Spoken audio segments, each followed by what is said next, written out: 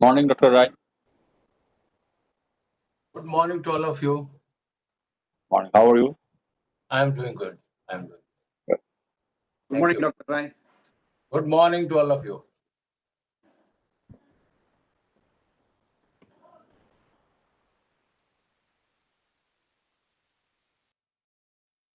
Mr. Kumar, should we start now or we'll wait for Honorable Minister to join and then we'll start? I think you were told that MIC will join around 11ish or so. Okay. Okay. So with your permission, then can we start? Please, you are very organized. Okay. To start, you please. Okay. Shumit, if I want to share my screen, I can share it with my presentation, right? Yes, you can share. There's a share button there. Once you share there, it will be shared. Okay. So, Chairman, we can start now. Chairman, unmute. You have to unmute. Yes. Good morning, everyone.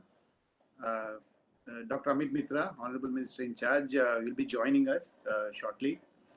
Mr. Rajiv Kumar, IPS, Principal Secretary, Department of Information Technology and Electronics, Government of West Bengal. Dr. Omkar Rai, Director General, Software Technology Parks of India.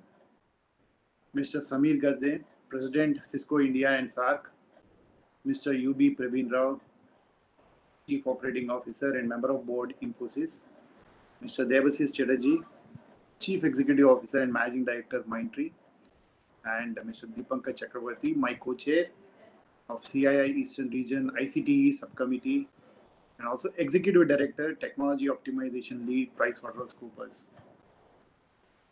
Distinguished representatives from government and industry, respected speakers and guests, friends from the media, ladies and gentlemen.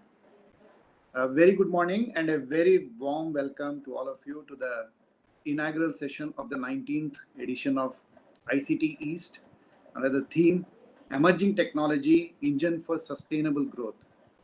Our special thanks to Dr. Mitra, who will be joining in very shortly. And on behalf of CII and on my personal behalf, I would also like to welcome Mr. Rajiv Kumar, IPS Principal Secretary. We from CII had the privilege to work very closely with you, which has helped the smaller IT companies to get the opportunity to collaborate with larger IT organizations, which help them in gaining confidence and get an insight into building sustainable processes and organizations. So thank you for joining us here today. We all look forward to hearing your perspectives and your guidance. I would also like to welcome Dr. Omkar Rai, Director General, STPI. Dr. Rai is a very ardent sponsor of initiatives to grow the ICT industry in the region. And his team in Kolkata has been working very closely with CII to help the IT companies and IT sector. So we welcome you again in ICT East. We look forward to your address, sir. A warm welcome to the senior industry leaders who would address in the inaugural session. Mr. Samir Gadde, Mr. Praveen Rao, Mr. Debashish Chatterjee.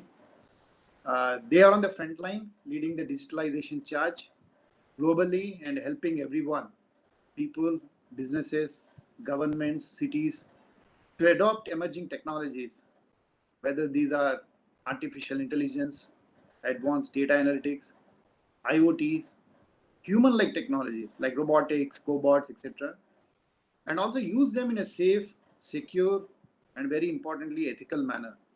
The organizations they lead, which collectively represent almost $250 billion USD of market capitalization, are reimagining and reshaping the way people work and live. Their impact is across industries and quite global, across boundaries, spanning very diverse sectors: education, healthcare, manufacturing, retail, good governance, smart cities, agriculture, a massive broad sweep that touches almost everyone in the world. So we look forward to your vision and perspectives. Friends, this forum is all about how businesses and societies can benefit from the world which is being transformed by new technologies. How the IT industry in our region especially can grow with investments, policy, and support from all stakeholders. So today, When the world has been hit by unprecedented, the global pandemic, digital transformation has become, it's never been more necessary and more critical than before. Not only to survive, but also to revive and then thrive. So we are experiencing its immense potential to change everyone's lives. We are seeing its ability to create a new world order and also unlock value for businesses and broader societal benefits. Till recent past, acquisition of advanced digital technologies meant huge capital expenditure and required deep pockets. But however, with the rapid democratization of technology, with the advent of cloud computing, as a service, or pay as you go commercial models, enabling smaller businesses, even individuals, to access to the new technology and allow an expanding digital culture, which can bring many advantages to everyone. It is Mark Anderson, the Netscape Navigator creator, and also who helped in popular and widespread use of internet, said, software will eat the world. This was 2 decades back, but today the AI is eating the software. The no-code platforms, autonomous computing, unmanned technologies, they're all on the anvil and waiting to be unleashed for a very, very productive use in the world. So to my mind, one critical theme that is emerging, I mean, whether it is 2001 dot-com crash, which induced a new normal at that time, those of in the panel can remember that about a couple of decades back, or 2008 global financial crisis induced new normal, and of course the current COVID-19 induced new normal today. What is important is how we as individuals, businesses, governments and societies harness emerging and advanced technology so that we are resilient, we stay resilient in a continuously never normal world. Pursue to build robust economies, protect our environment, and improve quality of life for everyone. So in this new and never normal, new technologies are opening up opportunities for everyone, but also coming with certain challenges, certain capabilities to be built to harness these technologies in terms of skills, funding, infrastructure, security, etc. So in the upcoming sessions today and tomorrow, we have more than 75 plus very erudite speakers and practitioners will be sharing their insights and provide guidance to steer and navigate the new terrain unfolding ahead of all of us. So I urge all of you to profit from these deep insights and their expertise. With these words, would like to kickstart our inaugural session and look forward to a very profitable and very insightful 2 days of exchange of experiences, insights across various sessions. Now I would like to request Mr. Devashish Chatterjee to kindly deliver his special address. So over to you, sir. Thank you, Mr. Rajshekhar. Thank you for inviting me here. I'm glad to be part of your event. It's indeed a pleasure and privilege. Mr. Amit Mitra, Honorable Minister, Mr. Rajiv Kumar, Principal Secretary, Mr. Omkar Rai, Mr. Dipankar Chakravarti, Mr. Praveen Rao, Samir Gadre, and all the other dignitaries from the government and industry, and the speakers and the guests. So, good morning to all of you. I'm going to share a deck, but I'm not going to really talk through the deck. But please let me know if you're able to see it.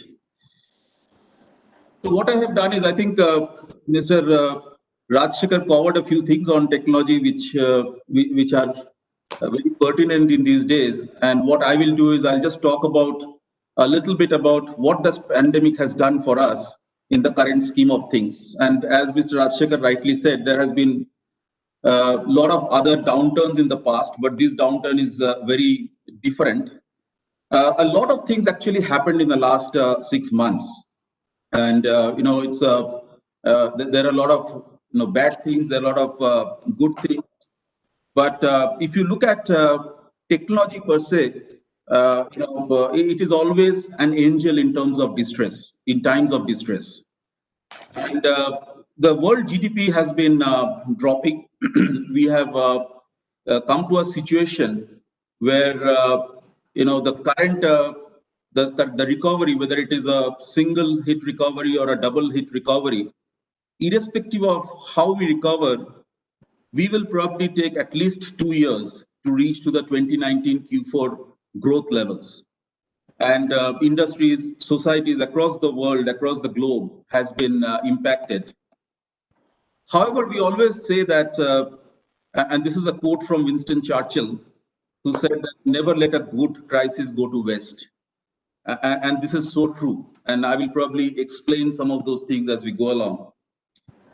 In fact, what has happened in the past is whenever there's a new technology, whenever there's a crisis, it is the technology which has kind of been the savior.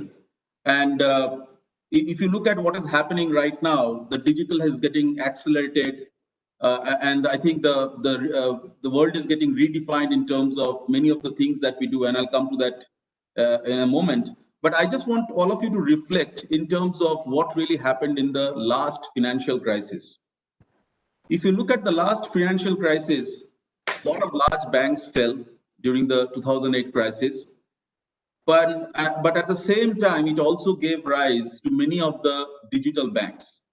And this was the first time probably digital was beginning to become mainstream. The digital technologies came to play. If you talk about specifically social, mobile, analytics, and cloud, along with the infancy days of AI, ML, RPA, etc., all these things were the enablers to create a lot of change in the industry at that point of time. And that is how the digital banks got born at that point of time. And subsequent to the 2008 crisis, we also saw that there was a significant shift, and we were in a bull market phase, and it was again led by the technology firms. So this is something which I firmly believe that whenever there is a crisis, the immediate reaction during a crisis is that everything will fall apart. There will be a lot of job losses, but the data proves that whenever this crisis happens, and whenever technology takes taking the front seat in terms of driving some of the changes, it actually creates more jobs than ever. Now, if I look at the current pandemic, the current COVID-19 situation is probably very, very unprecedented. The reason I draw the parallel to 2008, if you look at 2008, it was only the banks which started getting impacted. And of course, there was a fallout later on, but it was very localized to the financial services industry. But if you look at this particular pandemic, it has pretty much affected the entire world in terms of all the industries, all the countries, and pretty much the entire working life of everybody. So this particular pandemic is extremely, extremely overwhelming and very, very different than any other crisis that we had. So I have three things to talk about. The first thing is that everybody has assimilated the digital ways of working, and I'll probably elaborate each of these points briefly. What has happened in this digital way of working is, first and foremost, we need to acknowledge that there was this industry term called business continuity planning, BCP. And when we talked about BCP and disaster recovery, the entire definition of BCP has got changed. BCP was defined as, the essential services should continue for a certain period of time. And this crisis has forced us to consider everything as essential and for an indefinite amount of time. We did not even know for how long we have to implement this work from home. So the entire BCP has been redefined. The next thing that has happened in terms of new ways of working is IT has demonstrated that it's extremely resilient. IT industry has been very resilient because a lot of organizations had the mechanisms of working from home, and also the industry, the industry body NASSCOM, for example, and they worked very closely with the rest of the IT bodies and ensured that the industry rallied and ensured that smooth working from home can happen, smooth whatever regulatory concessions had to be given, that happened, and work from home became a normal. Almost 95% of the workforce started working from home very shortly after the lockdown. Within 3 to 4 weeks, everybody was kind of working from home. And the most interesting thing is, as this happened, we did not really hear about too many disruptions. Yeah, there were some small incidents here and there, but at a large, there was no disruption. Clients were fairly happy. I think this is a tremendous achievement for us as an industry. We as India being one of the pioneers, centers for developing software, delivering to all the clients across the world, and everybody across the board assimilated the digital ways of working. That's the first thing that I wanted to call out. The second thing that has happened is the acceleration of digital. If we look at 2008 as a year where digital kind of came to reckoning, and it was kind of birth of the digital banks, what has happened in this year during this pandemic is digital has got completely accelerated. If you look at many of the clients who were waiting to do certain things in certain ways, they all accelerated the digital part of their initiatives. And I think it was mentioned by Satya Nadella that what we could not have achieved in 2 years was achieved in 2 months of the pandemic, and it has really helped in terms of accelerating the digital. Let me share some interesting statistics which may be of interest to you. The US in the US, the e-commerce sales for 2018 Q4 was 10%. That's the first time it crossed the 10% threshold. The e-commerce sale as a part of overall sales. 2020 Q1, it was around 12%. And 2020 Q2, which is the last quarter, it was around 16%, which means there was a 30% jump, more than 30% jump quarter on quarter, and 45% jump year on year. And this is the power of technology enablement. And when I say technology, when we talk about emerging technologies, it's predominantly all the digital technologies. Let us talk of some case study closer to home in India. An India-based e-commerce grocery retailer, their capacity reduced by 50% due to labor movement during COVID. But the demand surged 6 times during this COVID. They used advanced analytics to process and streamline their production systems, which helped them to manage the demand surge and enhance operational excellence. The other important data point, digital payments in India has increased 2.5 times in 3 years. Let me give you an example in my own company. We have almost 100% work from home within the first 2 weeks of the lockdown. And we have been using collaboration platforms. To be honest, personally, I have kind of become completely on collaboration platform now. That's a huge change from me as a person. But the usage of collaboration platform within my organization went up by more than 500%. And of course, when we talk about all these things, acceleration to digital, what Mr. Rajshekhar said, this is all investment in key areas like cloud, e-commerce, digital channels, AI, ML, and last but not the least, what has become very, very critical for everybody is cybersecurity. So let me now shift to the third big takeaway during this whole pandemic. What has happened in the past, digital has been an enabler. Digital has been enabling in terms of taking cost out. Digital has been enabling in terms of faster time to market. But this pandemic has forced digital, or rather forced organizations to leverage digital and redefine business models. And let me just elaborate and give a few examples. Look at the IT companies. We used to talk about agile. We used to talk about a time where agile could be done only people sitting together. Clients used to insist that you can do agile only at a client location. Then we came across with on-site offshore model. We started talking about distributed agile. But the business model has completely got redefined. Now what we talk about is no-shore agile. you are able to do this agile, which never was imagined that you can be doing from anywhere.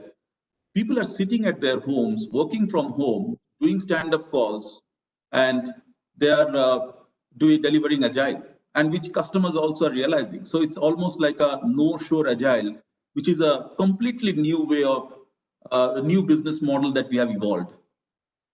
Talking about the clients, travel and hospitality have been mostly impacted because of this pandemic, which I think everybody is aware. But if you look at what's happening in the travel and hospitality industry, they are impacted, they are innovating the fastest. Today, since we work with a lot of clients in that industry, there is contactless check-in and check-out in the hotels. There is contactless pick-up and drop for the car rentals. And even in the next normal, even after the pandemic, I don't think these things are going to go away. So the business model has kind of evolved. I must say that the pandemic pushed the limits, and the business model is now evolving to the next normal, which is going to be contactless. That's not going to go away. In the tea industry, close to close to all the people in Calcutta, there was an article which said that the virtual auctioning using digital platforms is predominantly used in Sri Lanka, which is again a tea-producing nation. Let us get to sports. Are we missing KKR and IPL? Sports is now redefined with virtual audience. Medium is also redefined through OTT. And there is a huge growth in OTT content. So these are my three big takeaways. I mean, we have adapted to the ways of working using digital. There has been a tremendous acceleration in terms of digital. There is a business models are also getting redefined by digital. So in summary, I would say if 2008 gave birth to the usage of digital, the current crisis is probably helping us in terms of accelerating the digital. And this is also helping us in terms of redefining the business models. It is very critical for us to have constantly future-ready talent. Technology is evolving very fast. So it is important that we have the talent which is future-ready. And if you embrace these emerging technologies, then we can also redefine possibilities. What we could not imagine earlier, people are now reimagining possibilities. And maybe the next CII presence for me would be in a holographic avatar. So with that, I will hand it over to Mr. Rajshekhar. And thank you for having me here. And it was indeed a pleasure and privilege to be part of this event. Thank you. Thank you, Mr. Chatterjee. It's really wonderful, very insightful. Thank you for taking time out and sharing this perspective. Accelerating digital and redefining possibilities and new business models coming up. Really look forward to, in fact, as you're saying, the holographic avatars, possibly also redefine the way we collaborate and network and work together going forward. Thank you very much. So now I'll request Dr. Omkar Rai to share his perspectives, please. Over to you, sir. Thank you very much. The dignitaries on this very occasion of 19th ICT East, Dr. Amit Mitra, Minister, Government of West Bengal, Shri Rajiv Kumar, Principal Secretary, Department of IT and Electronics, Government of West Bengal, Mr. Samir Garde, President Cisco, Mr. UB Praveen Rao, COO, Infosys Limited, Chatterjee, CEO and MD Mindtree, Mr. BB Rajshekhar, other dignitaries on this dais, the participants. It's a matter of a great privilege for me to be here. I would say that the pandemic 19 has actually transformed the way we look at the things. Though it was not a natural phenomena, but actually people at large, the policy makers, the stakeholders have actually quickly adopted to new norms, as has been detailed by Devashish Chatterjee, that this is the time when Indians at large state industry, government, people of India has actually shown a lot of resilience and adaptability to new norms. It has also brought on forth the importance of information technology, not only IT as an industry, but IT as an enabler, as a tool, as an engine of growth, as a medium by which we can solve our problems. And therefore, the entire focus is actually on ICT. We know that several norms has come up, like the kind of resilience the IT industry has shown. The exports have continued without much interruption, moving to the ICT medium, data communication methodology, collaborative framework of doing things, and quickly, resorting to adopting to work from home, um, followed by the all-out support from all the stakeholders. And therefore, the industry could continue to deliver its services without much interruption. It has also actually shown new norms in terms of the trust of the customers, in terms of data privacy issues, data security issues. And it has also actually brought our attention towards bringing new platforms for collaboration, meaningful and secure collaboration, and also much needed attention towards cyber security. People of India actually during this COVID-19 has adopted digital technologies like anything. As said by Devashish Chatterjee, actually his presentation was very elaborate. And as he mentioned that during this period, the digital content has been watched by people all across the country. So media and entertainment, digital technologies, digital platforms have seen very enhanced activity and great business. But it has actually created new normals, new adaptability potential among people to adopt digital technology. And therefore, if you look at uh, what has significantly changed during this period is that during this period, the education was continued to be delivered on digital technology. Uh, all the schools, almost all the universities, continued to deliver their lecture on online platform, collaborative platform. And while doing that, people have seen that the stakeholders have understood, realized that there is a great requirement of making this educational technologies more interactive, more immersive, more realistic. And therefore, uh, we are not content with the kind of technology we have. And therefore, a lot of things are going to happen, are actually happening in terms of transforming this platform by using emerging technologies like animation, visual effect, and AR and VR.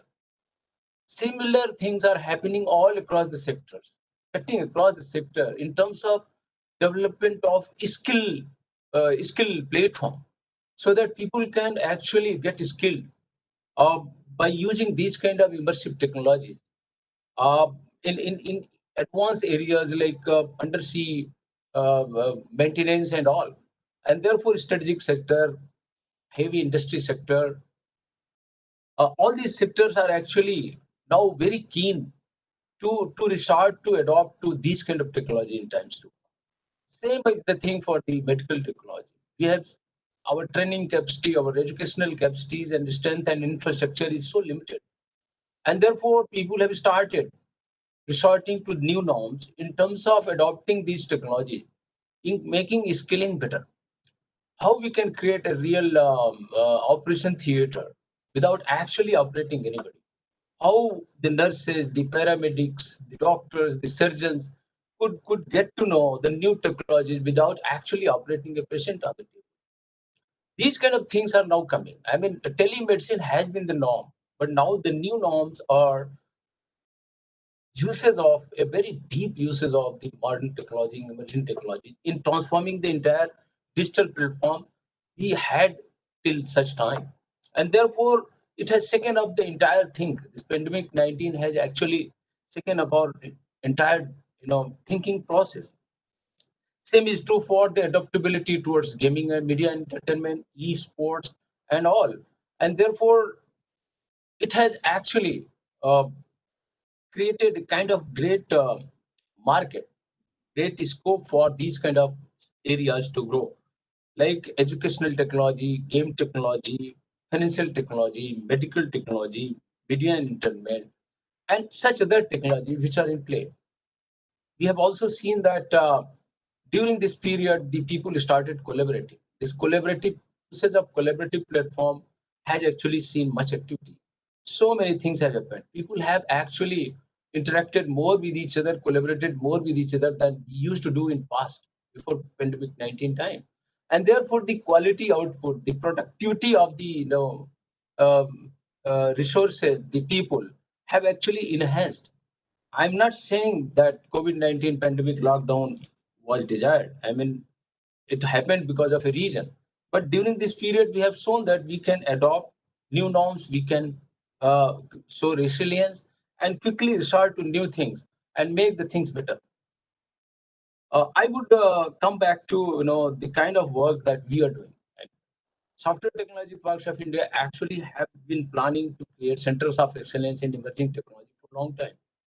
We had planned 21 centers of excellence, and even during this period, we could work on those things uninterruptedly, and we have been able to launch 12 such center of excellence in financial technology, one in Chennai, autonomous connected and electric and shared vehicle in Pune, uh, the medical technology center of excellence in SGPGI Lucknow, uh, the the IoT Center of Excellence in Bangalore, another Center of Excellence in Health Technology in Bangalore.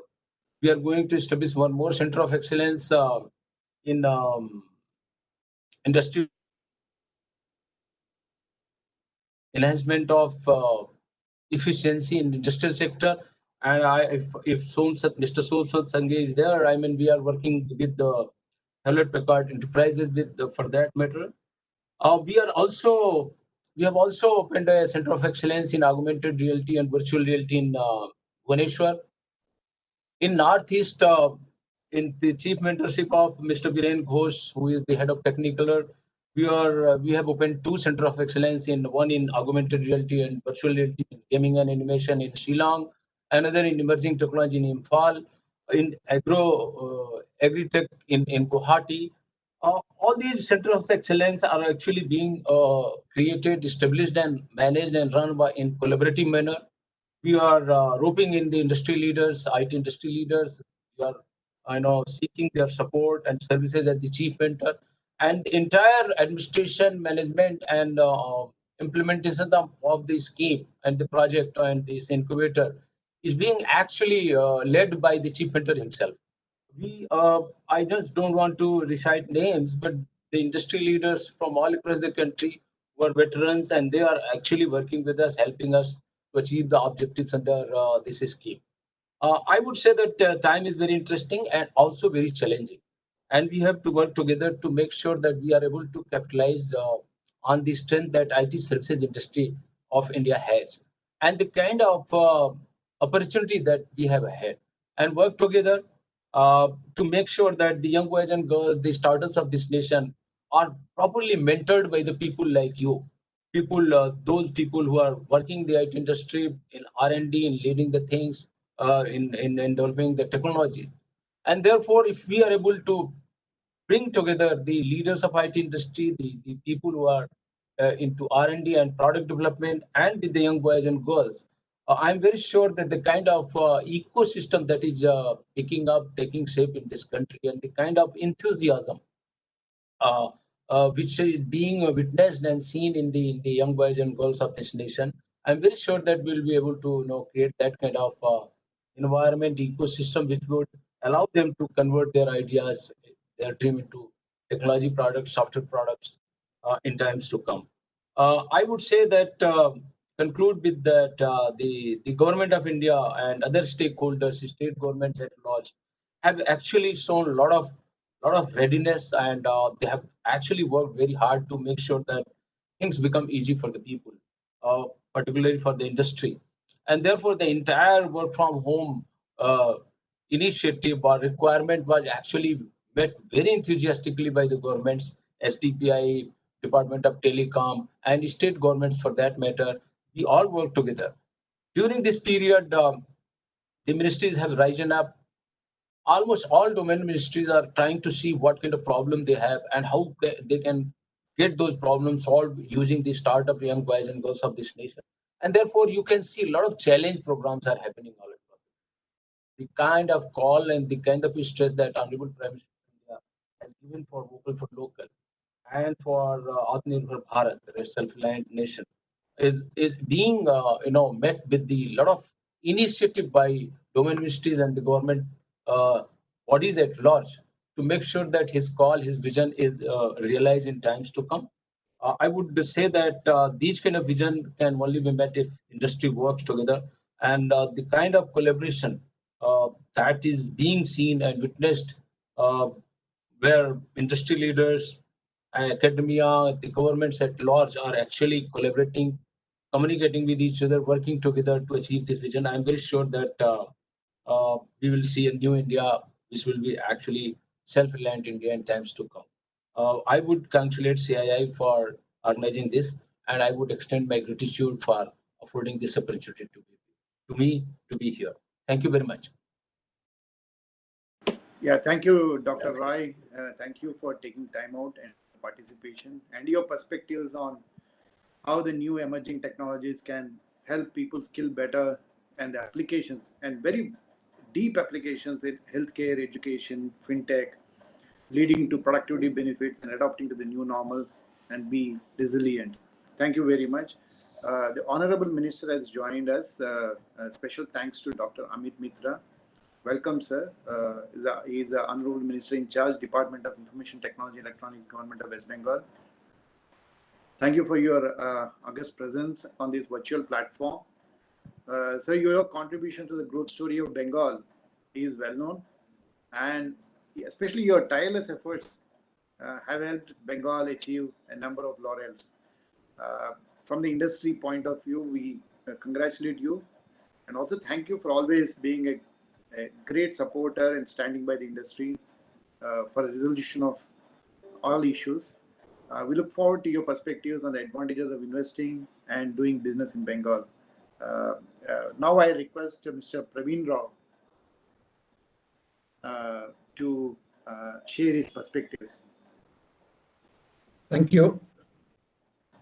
Good morning, Honorable Minister, other dignitaries, participants, and colleagues from the industry.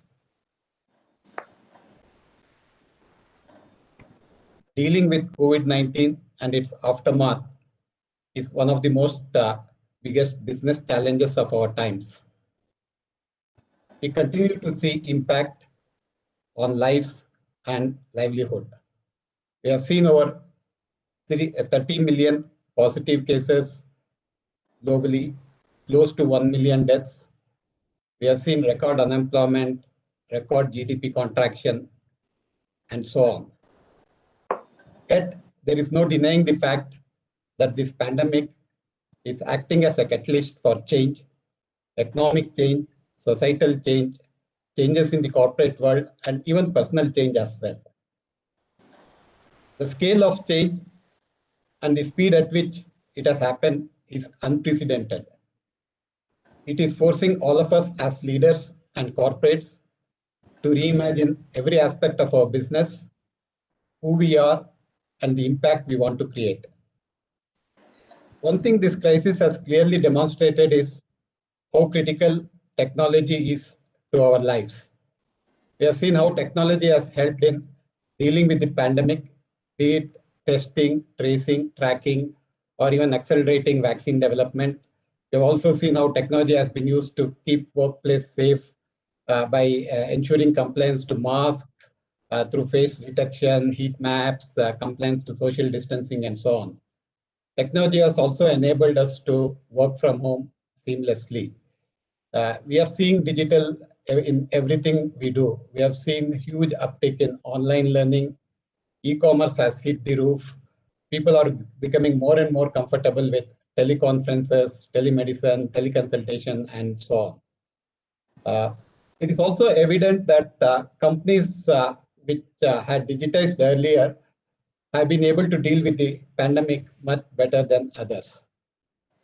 Technology will also lead in recovery as well. Most of the enterprises have addressed the immediate priority of keeping employees safe, enabling remote ways of working, addressing some of the critical challenges around supply chain and so on. They are now focusing on restarting and rebounding by adjusting quickly to the new normal. We have seen changes in behavior by both consumers, employees, as well as customers. And some of these changes are likely to be permanent. We have also seen business model changes.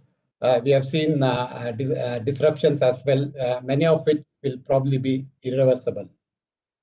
A company therefore has to build resilience in every aspect of its value chain, be it go-to-market approach, be it running its operation, or even its critical infrastructure.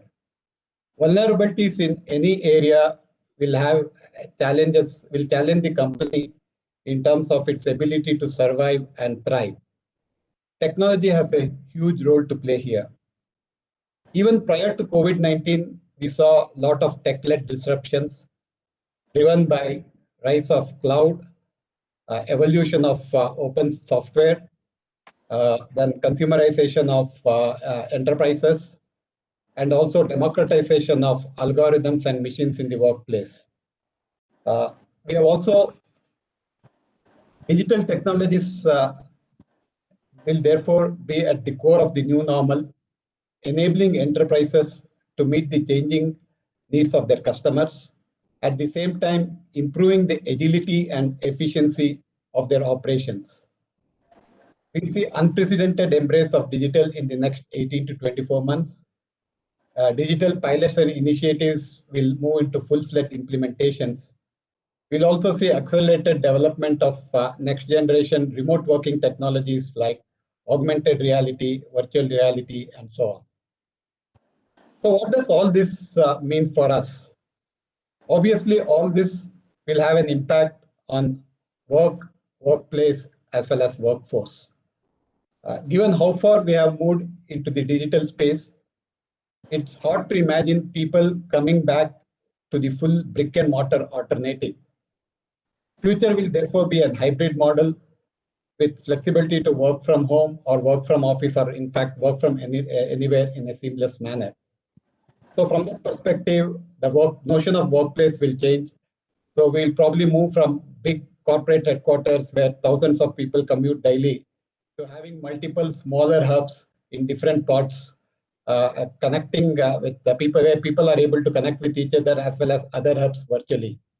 While this is easy for service industries, even in manufacturing also, you will probably see smaller factories being opened closer to where customers are, and driven by and productivity and efficiency driven by manufacturing technologies like robotics and automation and so on. Likewise, the nature of workforce will change. We will move from 100% full-time workers to a blended model of full-time workers, part-time workers, and machines. Human beings will be the creative problem finders and machines will be the problem solvers.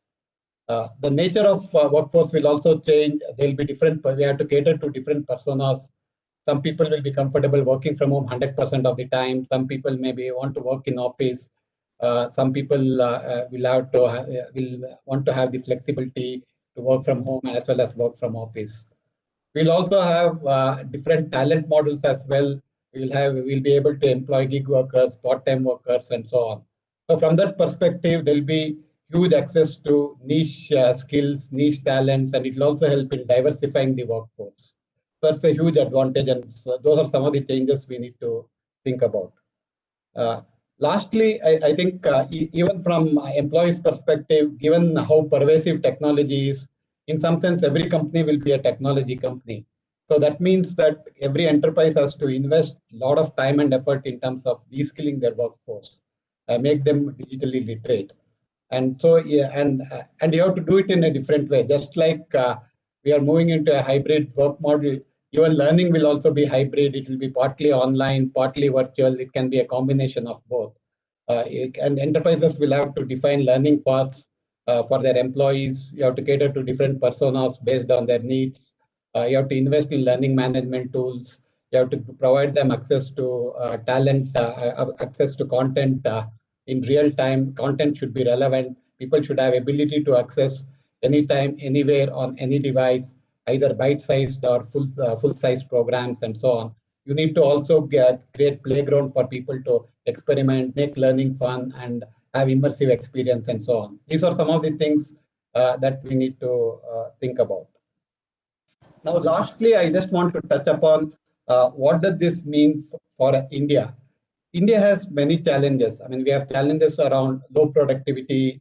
We have challenges around high supply chain costs, low healthcare, poor healthcare infrastructure, inadequate access to banking systems and financing, trading and middlemen inefficiencies, and so on. Technology can play a huge role in addressing these challenges and also bring about inclusive economic and social development.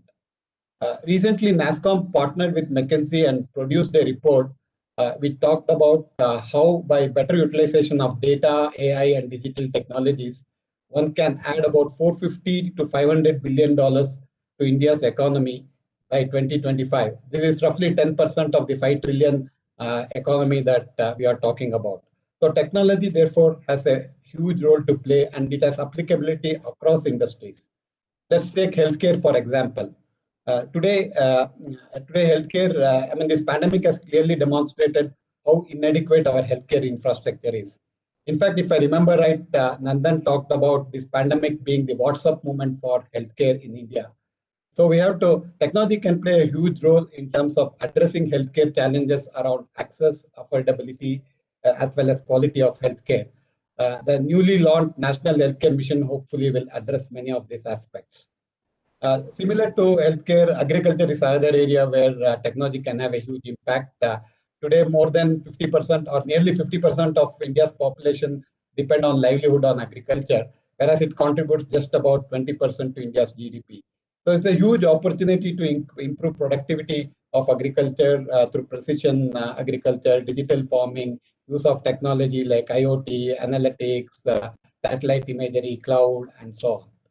The other areas are obviously this technology can also help you transition into clean energy using smart grids, IoT, and other technologies as well.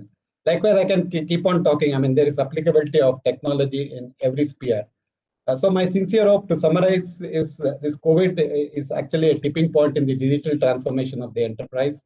It gives great opportunity for each one of us to relook or reimagine every aspect of our business and how we can leverage technology to improve into efficiency and create new business models and improve competitiveness.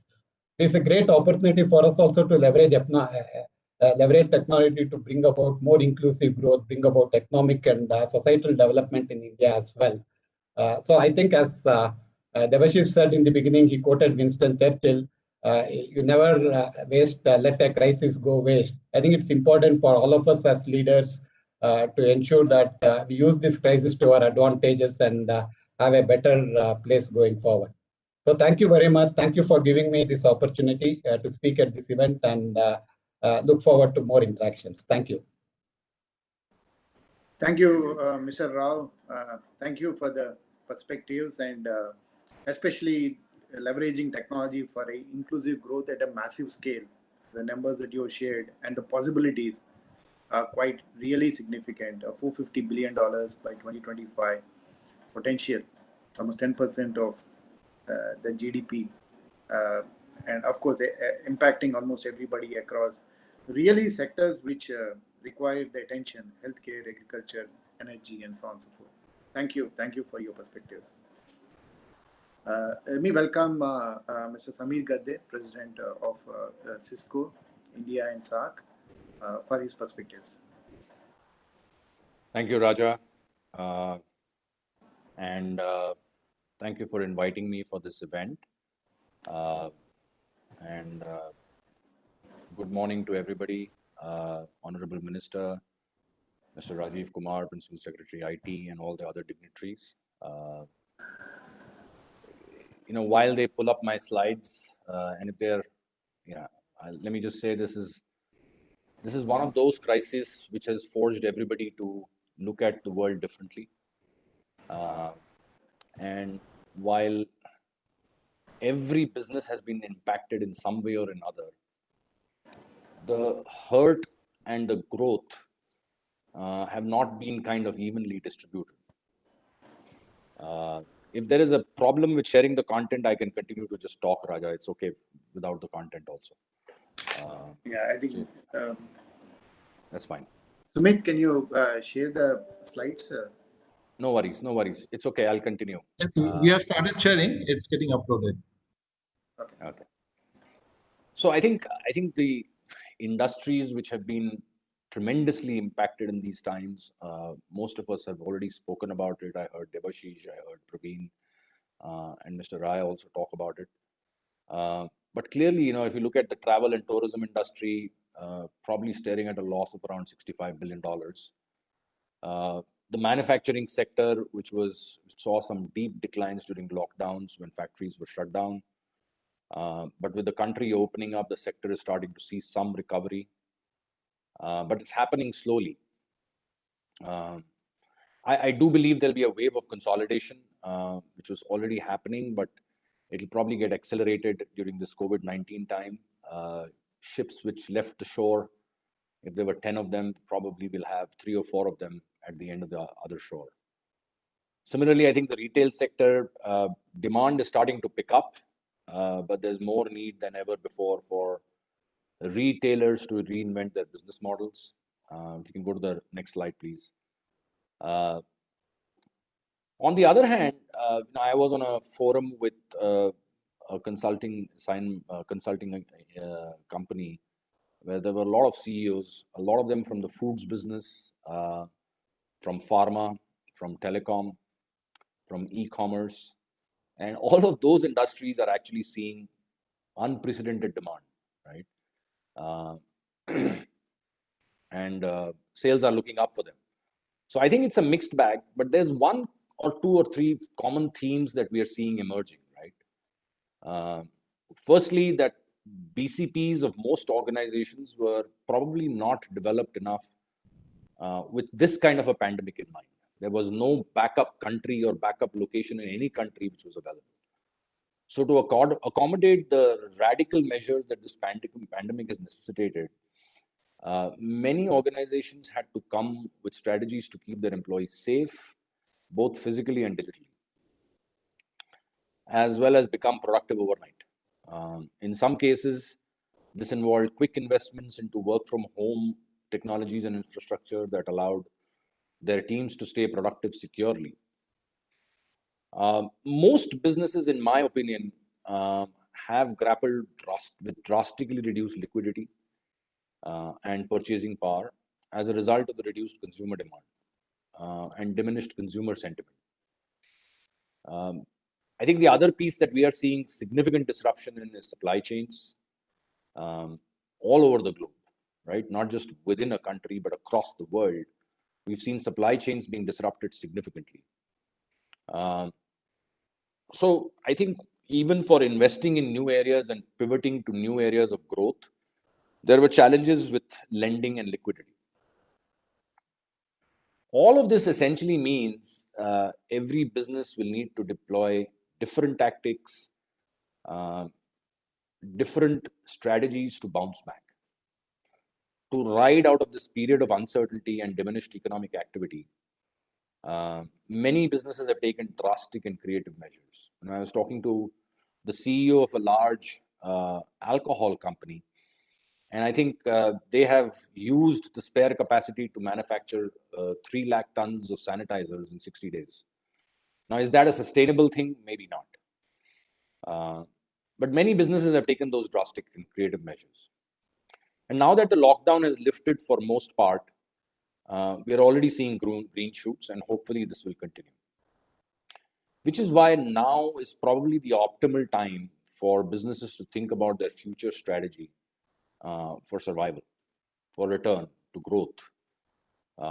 And they need to consider what the new world means for their businesses. And I think some of the things that we are seeing are new behaviors, new rules, new normal.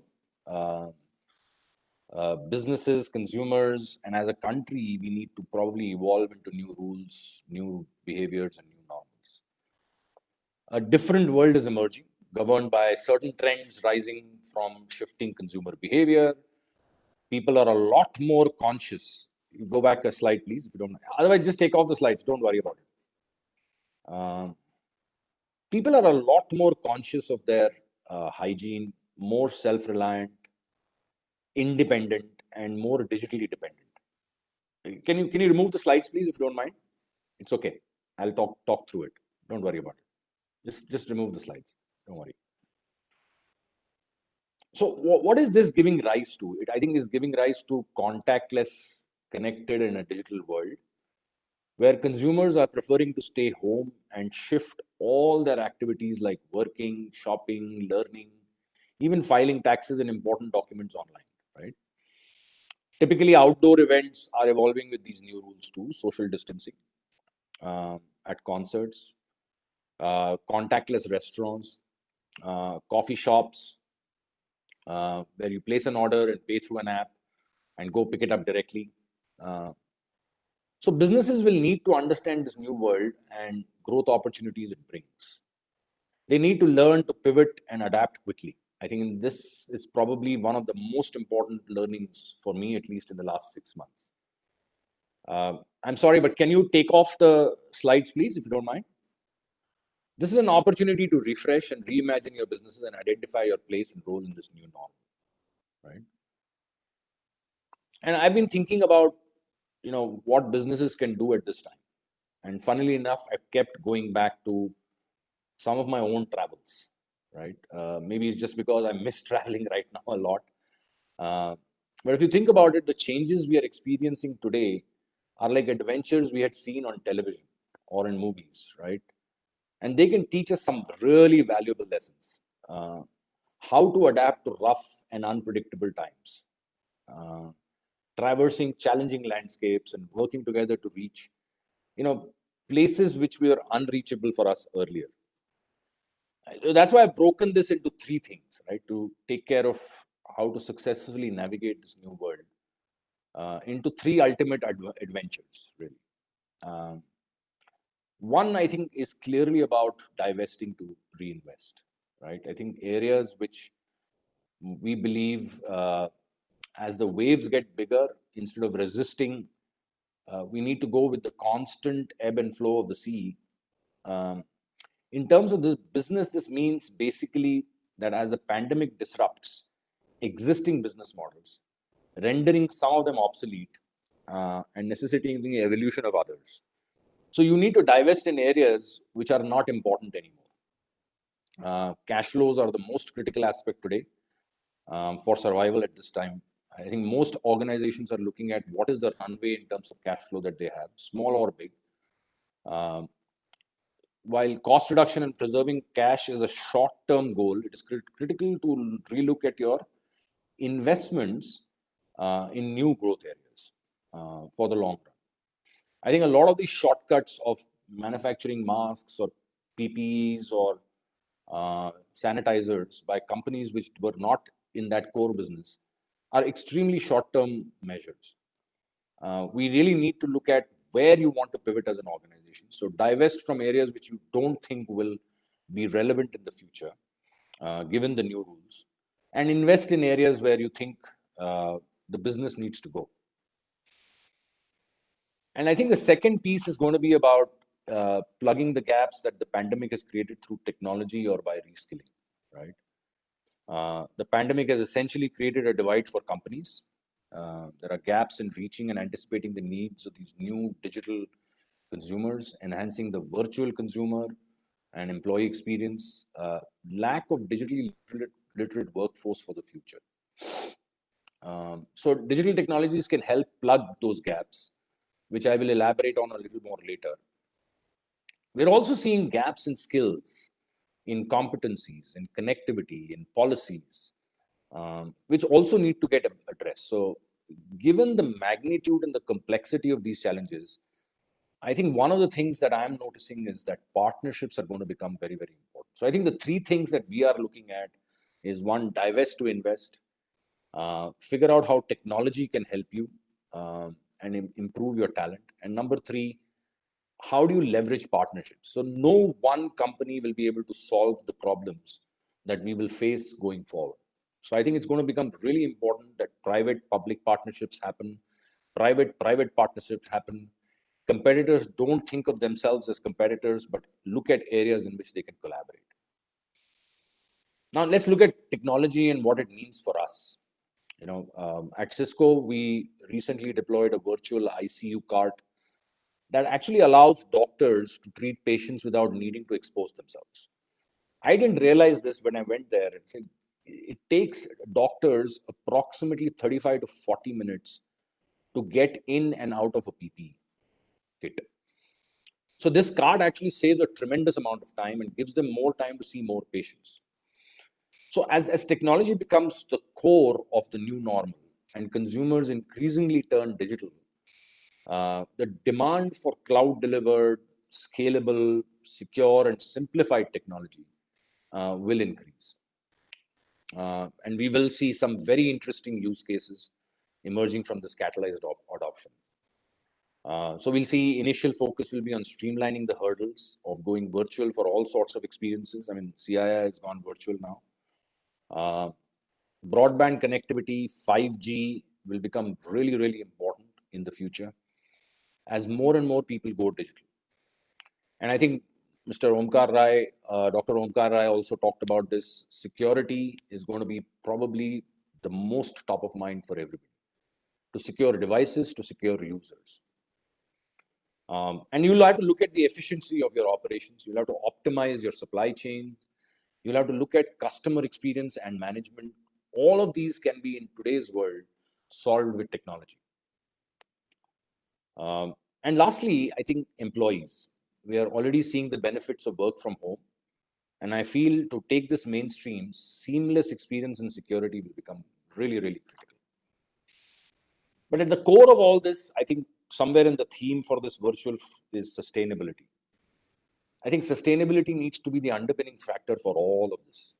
Business strategy going forward must be sustainable, because I think consumers and individuals and citizens have realized that this whole work from home has ensured that the environment is much cleaner, and they would like it to be like that going forward. And a large proportion of it is about the environment. Great companies have always understood that what's good for the planet is good for business. And technology is probably the most effective enabler of change and scale, right?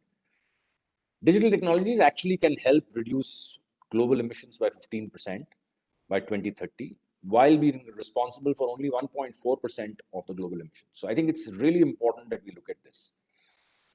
I think today all of us have an opportunity to reimagine our businesses. This is not about band-aid solutions anymore, or just minor changes to ride out the rough times.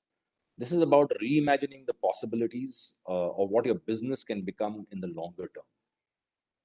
And it's about inventing new revenue streams. It's about helping and hopping onto existing ones that were dismissed earlier. And over the last few months, we've seen businesses across industry pivot to new business models. I mean, if we look at just the IPL, right, it's been just 3 days since it started. It's got the highest amount of viewership ever, right? If you look at Spotify has completely reimagined its business in a way where earlier it was just an ad-based thing. Now it is a subscriber-paid model. Airbnb has completely reimagined its business. And a lot of other focus is coming in on costs, on areas which can help you use this window of tremendous opportunity so that you can capitalize on it. And lastly, I think what I would say is that this has forced us all out of a comfort zone. And in navigating this new world of dynamic consumer habits and new ways of working and doing business, there are 3 things that you need to be willing to do, right? Number one, I think all of us need to take risks, but with preparation, right? I think the time is gone where you can take time to take decisions. you will probably need to take decisions based on 50% of the information that you have, and be able to jump in and take those risks. You will probably need to be able to and willing to disrupt yourself. And lastly, you will need to collaborate with each other. For once, we are all on the same side of history. We have the chance to learn and unlearn together. So willingness to collaborate in this new world will be the key to everything. So I think these kind of platforms really help you do that. We're all standing on the precipice of one of the greatest evolutions in modern history. And together we can remake our world in a way that benefits everyone. I simply cannot wait to see what we will achieve together. So thank you and stay safe. Thank you very much, Raja. Thank you, Samir. Your perspectives covered quite comprehensively, almost many aspects of the tomorrow's world, which is coming about, and the way the technology and of course leaders and with the help of the employees, the talent, the people make it happen. Thank you very much for your perspective, Samir. And also thank you because your platform, your innovations are helping these interactions. So we are all on WebEx. I know. Thank you very much. CI has completely gone on WebEx now. Okay, great. Nice to see that. So Rajaji, can I be seen and heard? Yes, sir. We can hear you and we can see you. I had kept silent, hearing. I was doing some other work, so I am back with you. Yes, and so can I request you, sir, the chief guest, Dr. Amit Mitra, Honorable Minister in charge, Department of Information Technology and Electronics, Government of West Bengal, kindly deliver your inaugural address. Over to you, sir. Well, thank you very much, Mr. Rajashekar, Chairman, CII, ICT Eastern Sector, if I'm right. Yes, sir. That's right. And my colleague, Principal Secretary Rajiv Kumar, has also probably joined us. Rajiv ji, are you there? I can't hear. Yes, sir, I am there, sir.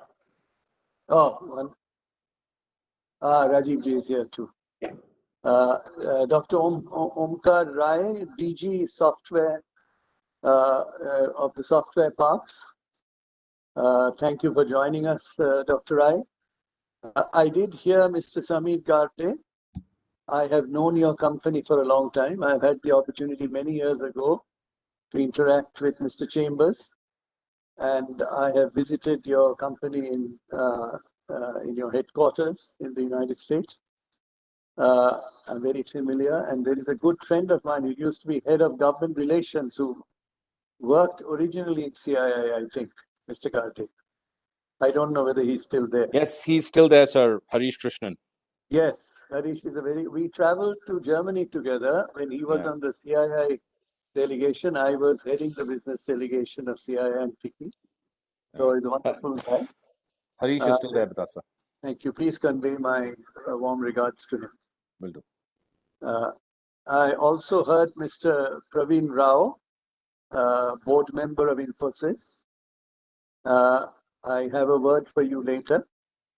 Mr. Devashish Chatterjee, CEO and MD Mindtree. Again, I've known Mr. Sopti in the earliest days. Is he still there, Mr. Sopti? Devashish Prabhu, is Mr. Sopti in the company? No, I know he's not there. Okay. Mindtree has gone through a lot of change in the last 1 year. Okay, I remember the time that he started it, and I went to Bangalore and had interactions with him. You are now the CEO and MD, I believe, Mr. Chatterjee. Yes, sir. Okay, then Dipankar Chakraborty, the co-chairman of ICT Eastern Council, and you're also PricewaterhouseCoopers. Welcome to you all, and welcome to all the other colleagues who have joined us today. I'm sure our Principal Secretary, Mr. Rajiv Kumar, will say more to you, but I would like to quickly sum up a few things for you. You may ask how many ventures are there in West Bengal?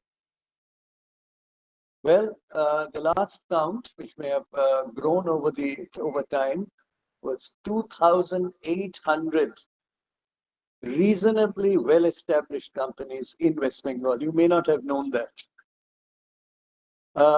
IT exports until May 2020 was 24,553. 553. Let me see what is the exact figure for a moment. Just give me 1 second. I will give you the exact figure. It is volume of exports, rupees 24,553 crores. 24,553 crores, which is a very reasonable sum, but would be much bigger in the future. Let me also tell you that we employ approximately 2.5 lakh IT professionals in Kolkata. Hello? Can you hear me? Audible. Hello? Can you hear me? Yes, you're audible. Okay, all right. Let me also submit to you that I think from TCS, do we have any colleague here?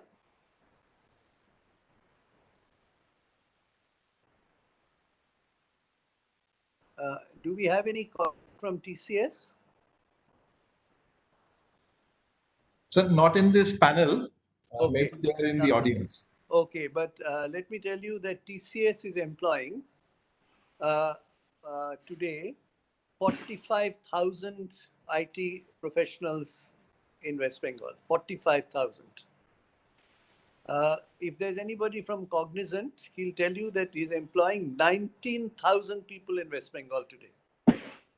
Those who are here from other states may not have known these numbers. Anyhow, let me move immediately to some of the most interesting things that have happened in the state.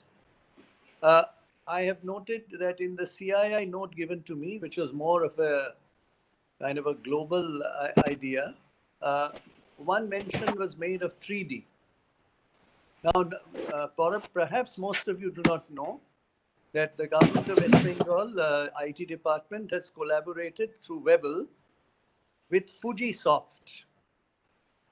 And we have in fact set up the physical infrastructure of approximately 34 crores, which is not a small amount, in our own premises in Webble. And Japanese professors, those who will teach the 3D material from Fujisoft could not come because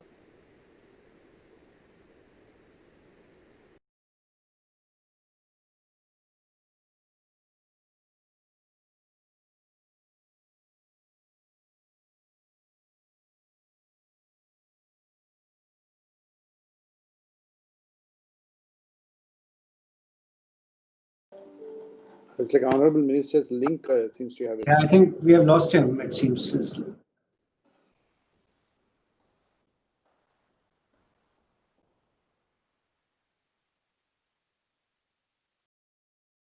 Can you hear me now? Yes, sir, we can hear you now. I can hear you. We can hear you now.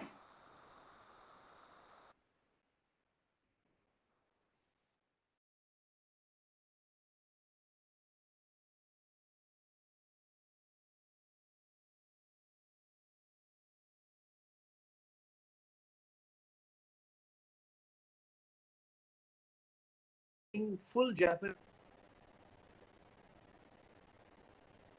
Now, my enterprise. Then, this is the point I'm making. How do small and medium enterprises, and of course the large ones, with the now they went and visited our cluster.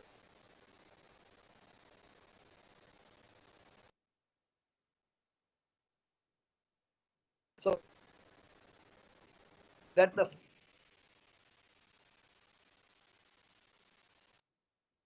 entrepreneurs to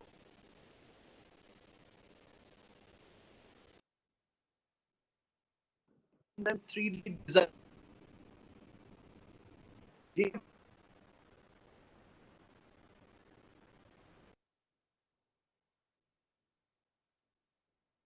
to our Onkur Hati, which is 2.5 lakh square feet vertical. We are bringing up another building of that size. Our entrepreneurs there will go to our Webel and pinned by Fujisoft in terms here who are also including those in the audience to please come and work with us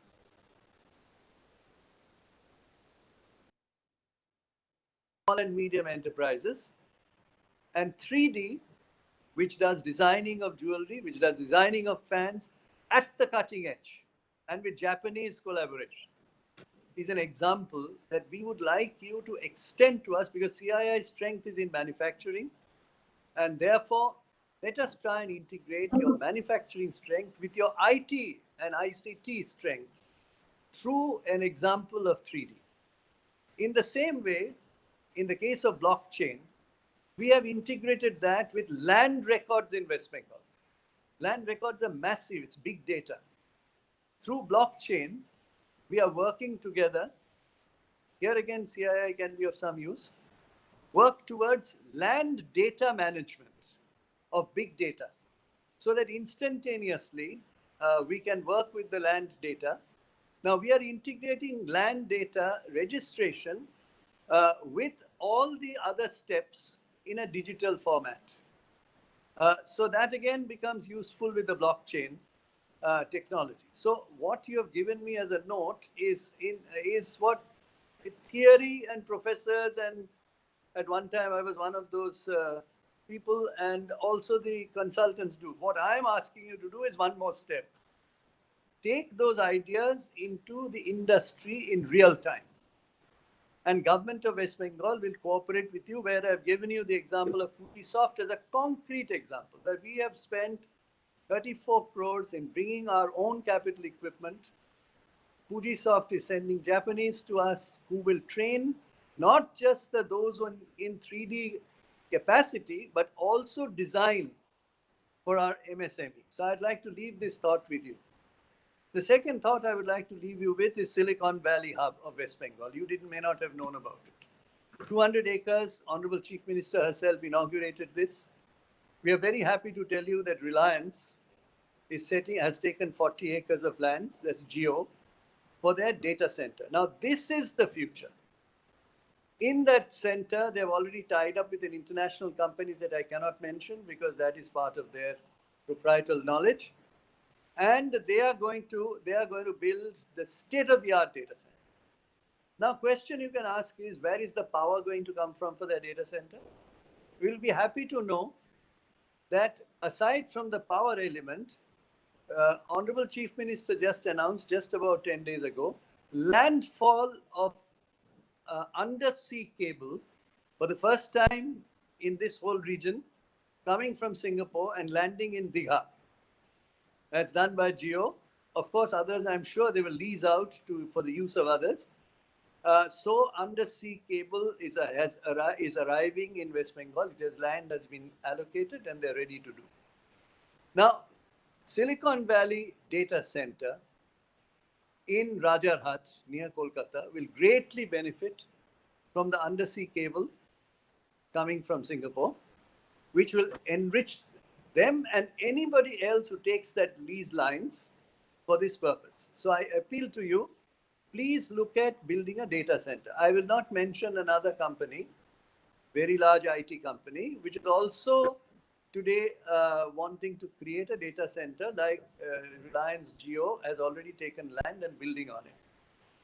The second entity in the Silicon Valley that you may not know, all this information is not given to you, I'm taking pleasure for me to give you, is TCS has taken 20 acres additional land. They have a big campus here, 45,000 people working. They've taken 20 acres of additional land in the Silicon Valley hub. And I'm expecting that their campus is coming up or on the process of completion. They will have 15,000 additional people working there. When they do, TCS's centers in Kolkata will have the largest employment, bigger than Bengaluru. They'll have about 60,000 professionals working in Kolkata. The third area I want to go to is IT parks. Now, what is neglected is the 2-tier and 3-tier cities. That's the digital divide that we talk about. So West Bengal government has done 17 IT parks already, and another 5 are in the process of completion in 2-tier cities. And I'll give you an example. And 3-tier cities in Purulia, of all places. Beautiful building. And I'll give you a physical example. As far as IT parks are concerned, in Durgapur, the Durgapur IT park is completely full. That's a 2-tier city. Of course, Rajarhat is naturally full, but Kalyani, which is again a 2-tier city, or maybe even between 2 and 3-tier city, the IT park is completely full. 281 entrepreneurs are there physically, who were not there at all. They didn't have any space. They did not know where to exactly go. So my second point is enter into the 2-tier, 3-tier cities. If you lecture on digital divide, here's an opportunity to bridge that divide. And West Bengal government is giving you brick and mortar, 50,000 square feet each IT park. And you see whether you can come in. I must say that one of the SR, information technology, took our Siliguri IT park, and phase 2 was full. Now they're asking for phase 3. And I personally visited it. I'm deeply impressed. In fact, there's an American company in that building which does perhaps insurance with the United States, though they didn't allow me to enter their premises, correctly so, because there are secrecy issues and confidentiality issues in that IT park. So I would request the big guys here, as well as the small and medium ones, please take advantage of the IT parks that we are there to bridge the digital gap in 2-tier and 3-tier cities.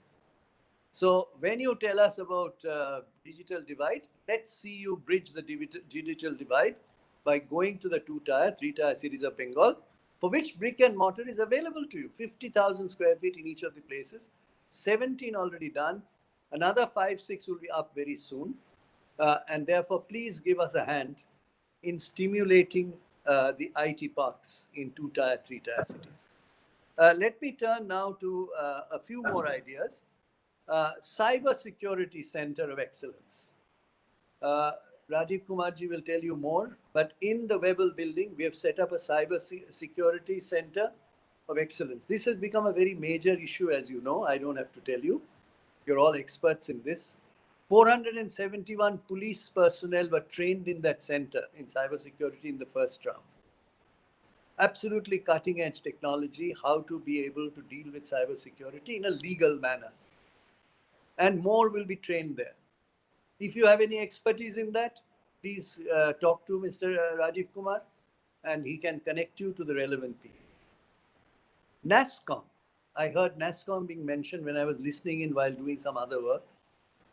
NASSCOM had set up what they call 10,000 startup warehouse. We gave the brick and mortar. I gave them 10,000 square feet. That was about 4 years ago. I didn't, the government of West Bengal gave.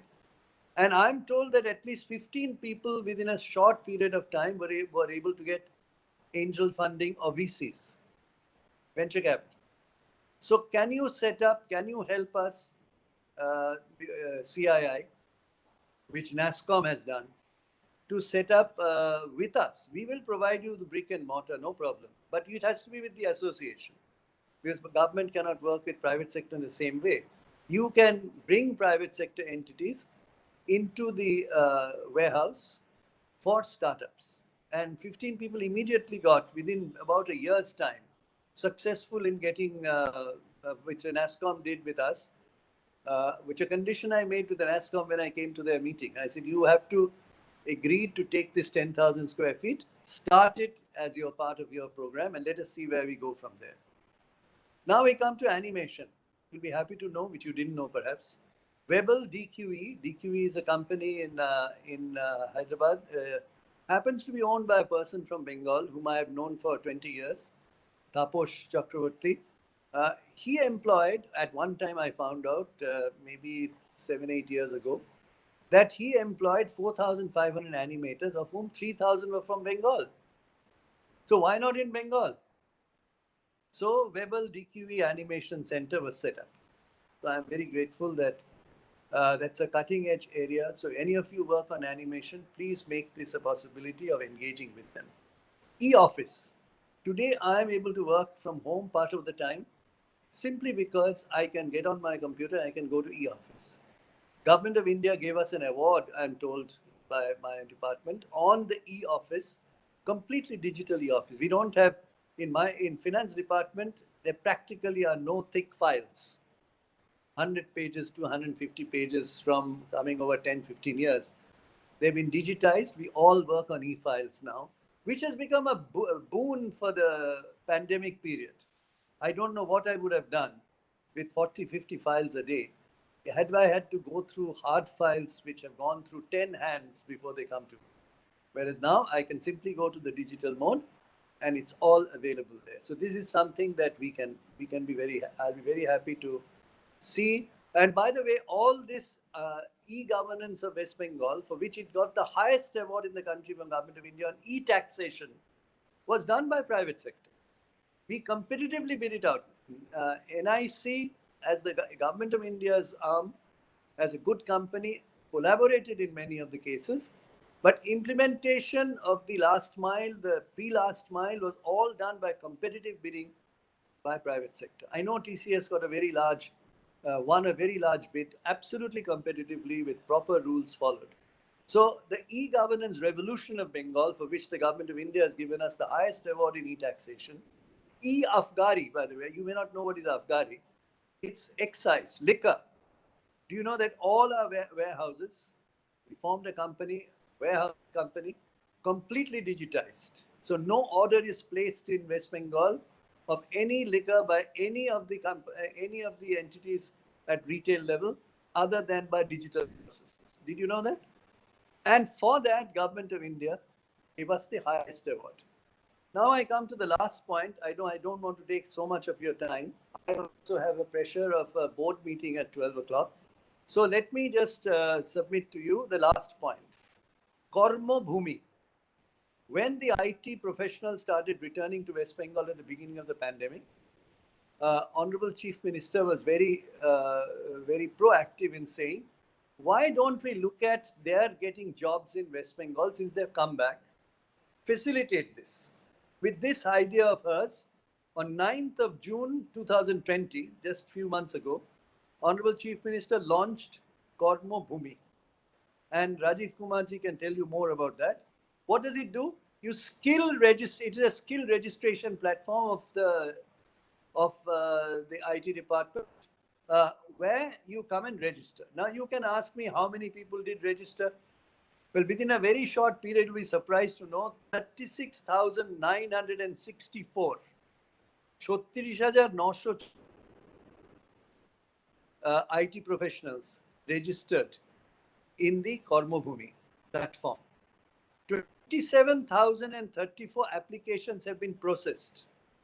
And you'll be happy to know within a very short period, 3,000 IT professionals have been selected. 3,000.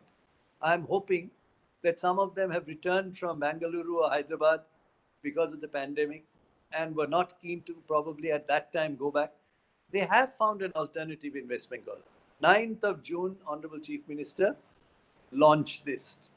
So my submission to you in conclusion is, Silicon Valley, we still have land available. I believe 21 people have applied and that applications are being processed, some of them big, some of them small, some of them startups. And already 40 acres have been taken by Jio for the largest data center, probably joint ventured with an international company. Already 20 acres have been taken by TCS. And First Source, which is Sanjeev Goenka's company, with UK collaboration, they have already taken 4 acres. So others are also coming in to take acreage. The Silicon Valley hub of 200 acres, close to 100 acres would be, more than 100 acres would be gone within the next 2-3 months, maybe about 40-50 acres of 200 acres. Initially 100 acres, that will be all gone. in the 200-acre, I think at least 20, 30 acres would be gone. But still there is scope for some of you who are listening today to consider being in the Silicon Valley in one place, 200 acres, a beautiful place in Rajarhat with maximum infrastructure. We are surplus in power, so there's no power issue. That is a township by itself. So your employees do not have to come from Kolkata. They can take up residence there, probably walk there to work. Please consider that. And the last point, financial hub we've created for banks. Again, about 17 banks have taken space there. You know what we've done? We said the upstairs of the building can be for bank employees themselves as residents, so that they don't have to drive to work. So these are innovative things that and by the way, Rajarhat is a green city with many dimensions of intelligent component built into the city, because it was being built from scratch. So we could do that in the forward-looking process. So I will end by saying that I am delighted the CIA has invited me.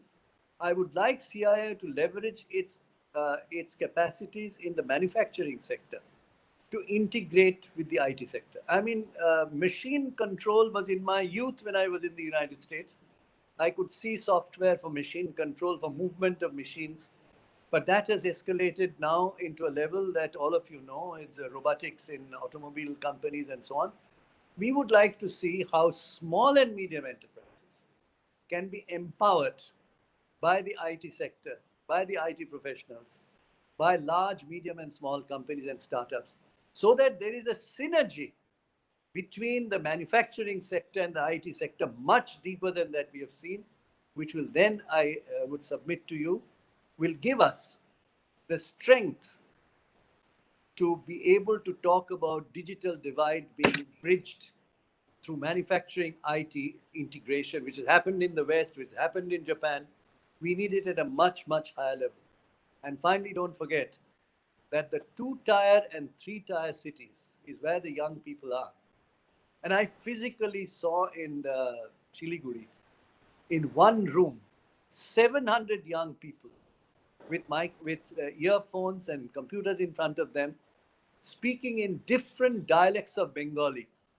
So I asked them, who are these people? They are the call center for Airtel for the entire Bengali region of Bangladesh, different parts of Bangladesh, wherever there is Bengali speaking entities, some in Assam, they are controlling right from there. Now imagine those boys and girls, they don't have high education, but they have very high skills. So my appeal to you is, look at bridging the digital gap, and Bengal government is with you. Let us move forward. I think it's an optimistic picture. So thank you very much for inviting me indeed, CIA.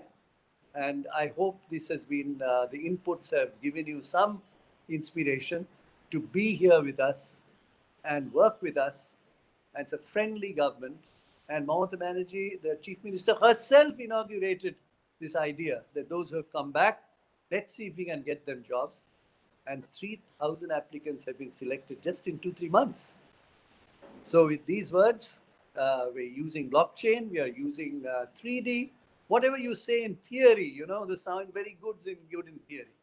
How to bring them back into practice is what we are interested in. Give us ideas on how to bring it back to practice. Artificial intelligence, of course, for the good of society, despite all the controversy on artificial intelligence, what it can do good, what it can do bad, whatever is there to bridge the digital gap for the common people, the small and medium enterprises, is where the future lies. Thank you very much. Namaskar, আপনাদের অনেক ধন্যবাদ, আপনারা আমার কথা শুনেছেন। Thank you, CII, for inviting me, and the chairperson, thank you very much for inviting me today. And Rajiv ji will, I'm sure, will say more. Namaskar, thank you. If you allow me, I'll go on to my next meeting. Sure, sir. Thank you very much, sir, for your enlightening and very inspirational address. Thank you, sir. I'm sure we all noted your ideas, several ideas. Look forward to working with you under your guidance, and make sure that Bengal will be the most preferred place for the application of the technology to solve the real world problems, as you put it, and also for investors and businesses, for the good of the society. Thank you very much, sir. Thank you once again. Thank you so much. Thank you indeed. Thank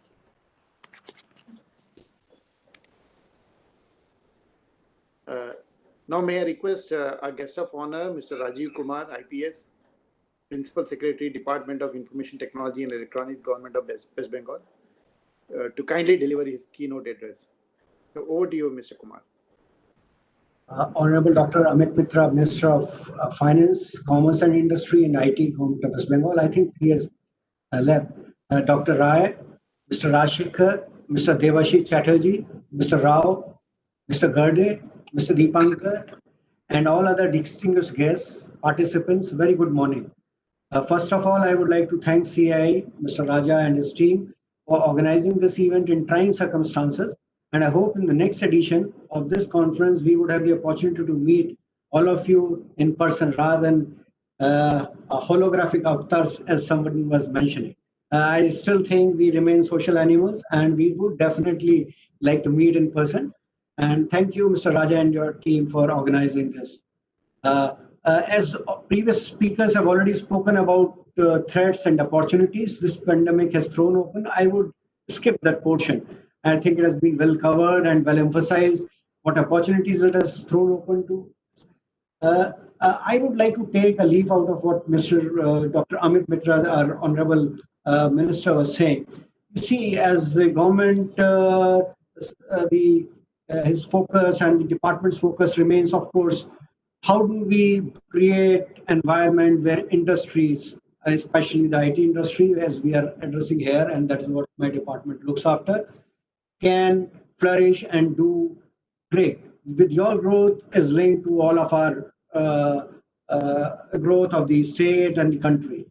Now, for that, I would like to discuss the phenomenon of Silicon Valley, which was also mentioned. We are trying to recreate that kind of thing in a smaller way, on a smaller scale.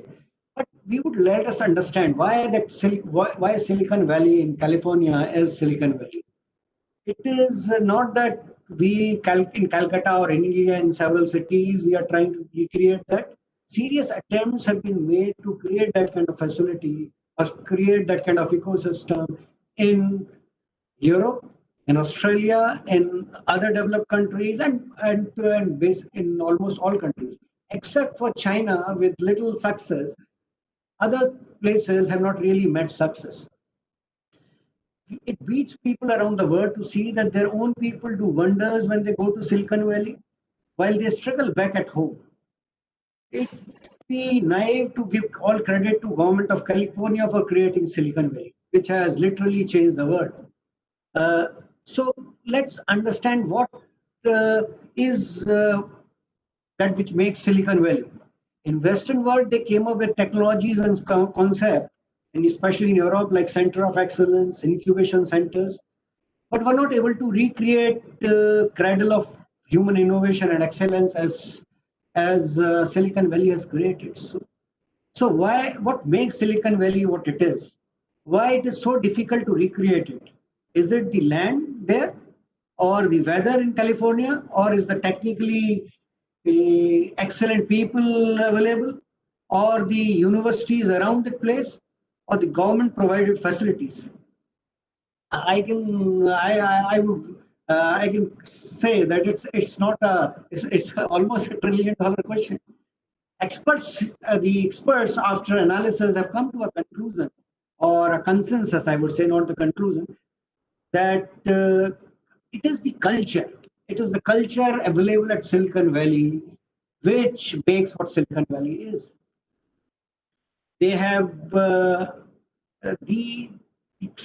culture of innovation, of doing good business, of trust, and promoting excellence. That is what makes Silicon Valley, and that is a lesson for all of us. I am not trying to say that it is the private companies or the government companies which have to take initiative. I think all of us have to change the culture, and create that kind of culture which will promote excellence and which will promote innovation.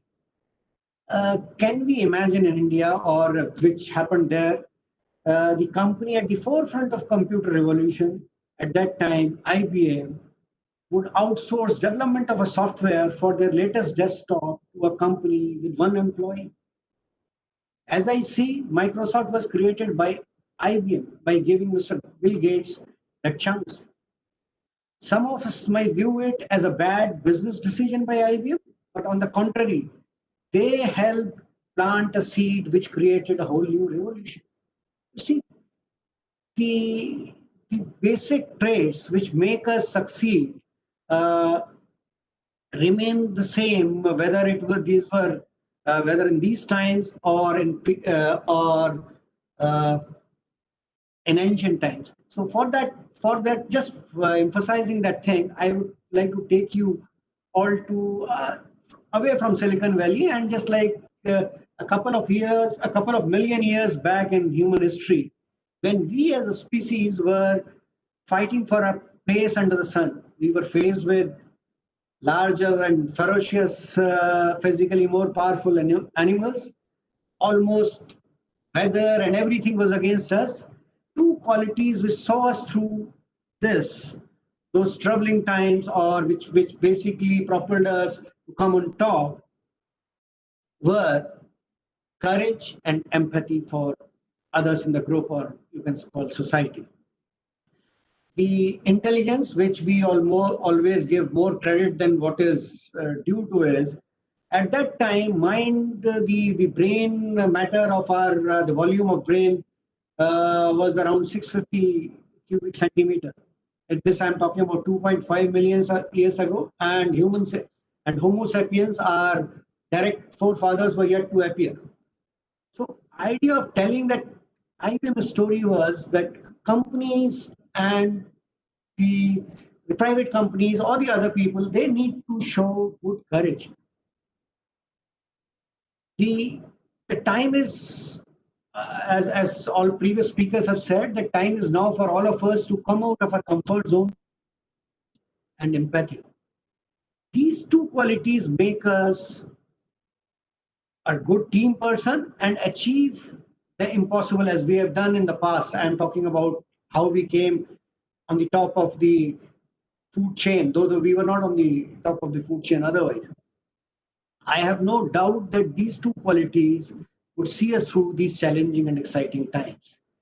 And let me also add, it is not only privately owned companies which showed courage in developing the internet or the technology world what we see today. Government department agencies were also not lacking behind. As we understand today, if the Department of Defense Advanced Research Project Agency, DARPA as we call that, did not take leap of faith, internet would not have been present in a present form like as we see it today. I would also like to, for the emerging technology part, I would also like to stress up. I would also like to quote a Scientific American study. They did a study and they came out. They wanted to study which animal is most efficient in moving from point A to point B. The humans were, I think, 30%. Were worse than 30% of the animals which were studied. But human with bicycle was on the top. They also put that category. So what basic idea of telling this is that in the technologies, all the emerging technologies, all the technical advances, basically are there to enhance the basic capabilities of humans, maybe in some cases to mind-boggling levels. So we need very well to keep it in mind that we need to keep humans at the center of every technological advance if we want to make it sustainable, if we want to make it, we don't want to get lost in jargon. The other points apart from this, I would like to the one part was which Honorable Minister touched about was the Karm Bhumi portal. I think we have a 5 minutes slot for it to brief you properly. Joint Secretary of the Department during the event will brief you. The other portion which I am quite excited about, but we are in the process of this, as people said, AI is a new AI and machine learning are going to be new. They will find application in all walks of life, be it healthcare, education, and everything. And for that, data is the new oil. And we are working very actively on how to make available the data available with the governments, because government departments collect a lot of data, anonymize it and give it for commercial use of the company, so that companies can make use of that data and come up with better solutions and good solutions, and in all walks of life. We are, as you understand, it's a crucial policy decision, because we need to make sure that the data is properly anonymized and all proper safety procedures are put in place. We are working with the law enforcement agencies for cybersecurity. The first step, I would say, in cybersecurity is to ensure, to basically recognize that there is a problem. And second is to, instead of avoiding it, in case if there is an issue, to report it to CERT, or to state emergency response team. And let me assure you, we will walk the talk. We will ensure that things are taken to logical conclusion with minimum disruption to the normal business. I think I would end here, and I would thank Mr. Raja and his team for giving me this opportunity. Thank you very much. Wish you all good luck. God bless you all. Thank you. Thank you, Mr. Kumar. Thank you for your, the pointers that you have given. Especially, I just noting down, I think the cultural aspect is absolutely vital. And showing courage to come out of comfort zones with empathy and keeping, not forgetting human at the center of the technology to be sustainable. Very, very, very important perspectives. So look forward to your support and guidance, sir, while we make the IT applications to solve, as the minister mentioned, to solve the real world problems. As a top priority for easing, look forward to working. Thank you once again. With this, can I request co-chair Mr. Dipankar Chakraborty to kindly deliver the vote of thanks. Thank you, Raja. It's my great pleasure to deliver the vote of thanks of ICT East, the 19th ICT East and first virtual ICT East organized by CII Eastern Region. Dr. Amit Mitra, Honorable Minister in Charge, Department of Information Technology and Electronics, Government of West Bengal. Mr. Rajiv Kumar, IPS, Principal Secretary, Department of Information Technology and Electronics, Government of West Bengal. Dr. Omkar Rai, Director General, Software Technology Parks of India. Mr. Shamir Garde, President, Cisco India and SHARP. Mr. UB Praveen Rao, COO and Member of Board, Infosys Limited. Mr. Debashish Chatterjee, Chief Executive Officer and Managing Director, Mindtree.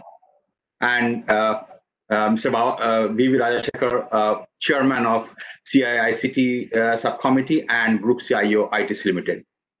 Distinguished representatives from government and industry, respected speakers and guests, friends from media, a very good morning to you all. We still have 9 minutes to tell you the morning. Really thankful that you have participated in today's ICT East 2020. The theme of the session, Emerging Technology Engine for Sustainable Growth. We'll hear from eminent panelists about this over next 2 days. But before going to the details of the sessions what we have, I really thank Dr. Amit Mitra from my personal behalf and on behalf of CII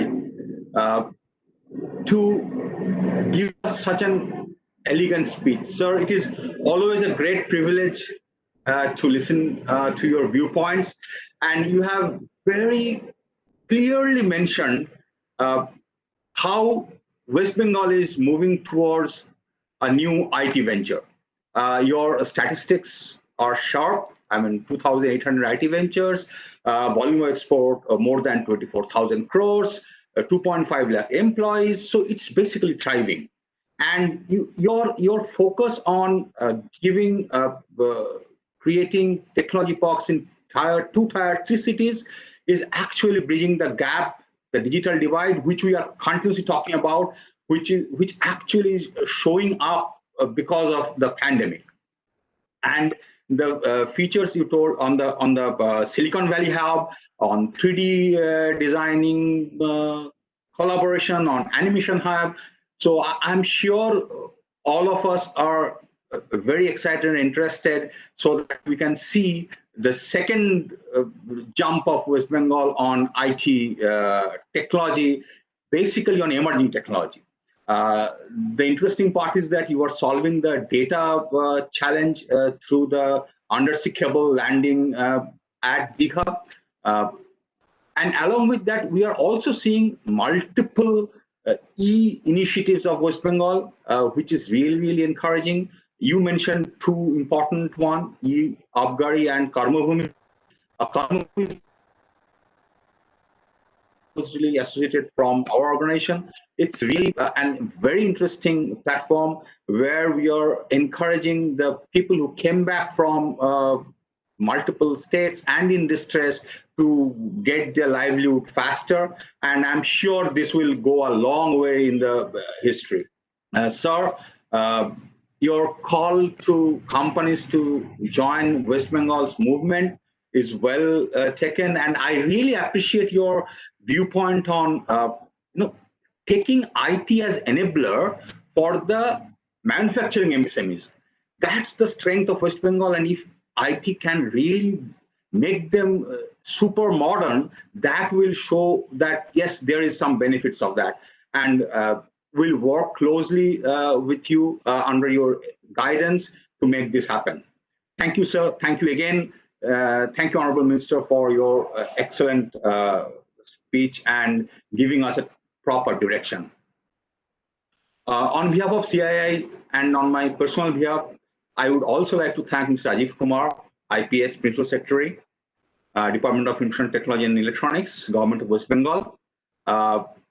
Sir, we met you when you became Principal Secretary, and we actually discussed on ICT East. And I really remember that day we clearly told the direction that what all you need from this. So there should be some action points for government, some action points for CII, and if we can create a collaborative platform where we can bring the new companies together to flourish the West Bengal IT sector. And sir, with your guidance, we try to bring all this together in this forum. You stress upon one very important thing. Raja also told that the culture, which makes a difference. Your interesting example of California, Silicon Valley, success is basically a story of culture, and it's what that matters. So West Bengal also is looking forward to have a human technology base for emerging technology, and we will in these 2 days surely will deliberate on that, and will bring very interesting propositions which can really flourish the industry here. I'm really thrilled by hearing that you are taking care of data-based decisions to abolish the digital divide, and also along with that you are focusing on the data privacy, so anonymity of data and security of data. I'm sure we all will look forward to work with you very closely to make the dream successful. Thank you, Mr. Kumar. We will surely be connecting with you physically, not hologrammatically or through only the virtual platform. I will really like to extend my thanks to our special friend, Mr. Debashish Chatterjee, Chief Executive Officer and Managing Director, Mindtree, DC, as he is popularly known to all of us. You worked quite a lot to the development of IT sector in Kolkata, and I'm sure with his new avatar, we'll have some more interactions regarding the IT sector in Kolkata. We'll look forward to working closely with DC on that. And in his speech, he actually mentioned very important 3 takeaways. Yes, I mean, the time is bad, but is it really bad, or we should look for good into the bad? I mean, it actually gives Rabindranath Tagore's song, from the deep inside black, that is what is happening. With the changing of the ways how you work, the digital acceleration, and the designing of business model to really make things more resilient. The business continuity definition just got changed by this pandemic. I mean, we were thinking of business resilience as resilience of some challenges for some period of time. Instead, now it is for a larger challenge, for a continuous period of time, you need to be resilient. So it's basically changing the way, and I fully concur with DC when he says that the digital way of working is a feather in the cap of IT industry of India. Really, we made this happen, and very fast we made the work from home and work from remote happen seamlessly. We'll look for a more sustainable people process technology endeavors through emerging technology, and that should be our future goal. Thank you, DC. Thank you for bringing up those important points. On behalf of CII and on my personal behalf, I would like to thank Dr. Omkar Rai, Director General STPI, for his virtual presence and address. Dr. Rai, it's always a pleasure to hear you, and your focus on Indian IT industry and making that leap towards a newer generation is really interesting. You are the COEs you are creating for the emerging technology, I'm sure will take us a long way. Your focus on the spreading education, agriculture, technology-enabled agriculture surely improve the GDP, and we will look forward for better days from this pandemic through a consolidated action of STPI, public companies, and other governments, so that we see a new India with new technology enablement. Thank you, Dr. Rai. We will work closely with you as we are doing, and your office with Kolkata, so that we can spread that benefits across society. I would like to extend our sincere gratitude to Mr. U.B. Pravin Rao, CEO and member of board Infosys Limited. Thank you, Mr. Rao, for sharing your perspectives. We look forward to bigger presence of Infosys in Kolkata. I mean, that's the interesting proposition we have. And your point on resilience in all aspects is really, really interesting. It's not only a business continuity, it's continuity of your client interaction, your continuity of supply chain, your continuity of people processes. All these will make the new world a hybrid world. And that's the term I really like, because slowly we are going choice-based working principle. So it's no more bindings, no more forceful solution any that's the way they are creating their work preferences, and companies are aligning to that. That's very interesting. And work pods are coming into shape. More localizations happening with the technological advancement. So we'll see more smaller companies with local employees, hugely enabled with technology for working remotely, even in manufacturing, will give us an interesting turn in the system. And frankly, your model is a very interesting one. Yes, it's basically changing how we are employing people, how we are deploying people. I mean, the more floating resources are coming to the picture, niche skills are not really, coming to a core strength of a company. I appreciate your future lookout of inclusive economic development of India. We all aspire and make it happen as fast as possible. Thank you, Mr. Rao. On behalf of CII, I'd like to thank Mr. Samir Gadde, President, Cisco India and SARC, for joining us in this conference. Thank you for sharing your perspective, Mr. Gadde. It's really interesting to see how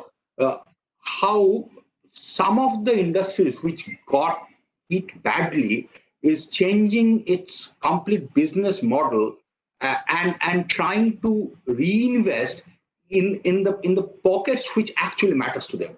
And it may be completely different. I'm seeing from my own experience, companies are changing their path, their gears so fast that it didn't happen in last 3 years. I mean, I'm preaching, I'm evangelist for emerging technology. Last 3 years, what didn't happen? Last 6 months made that happen quite fast.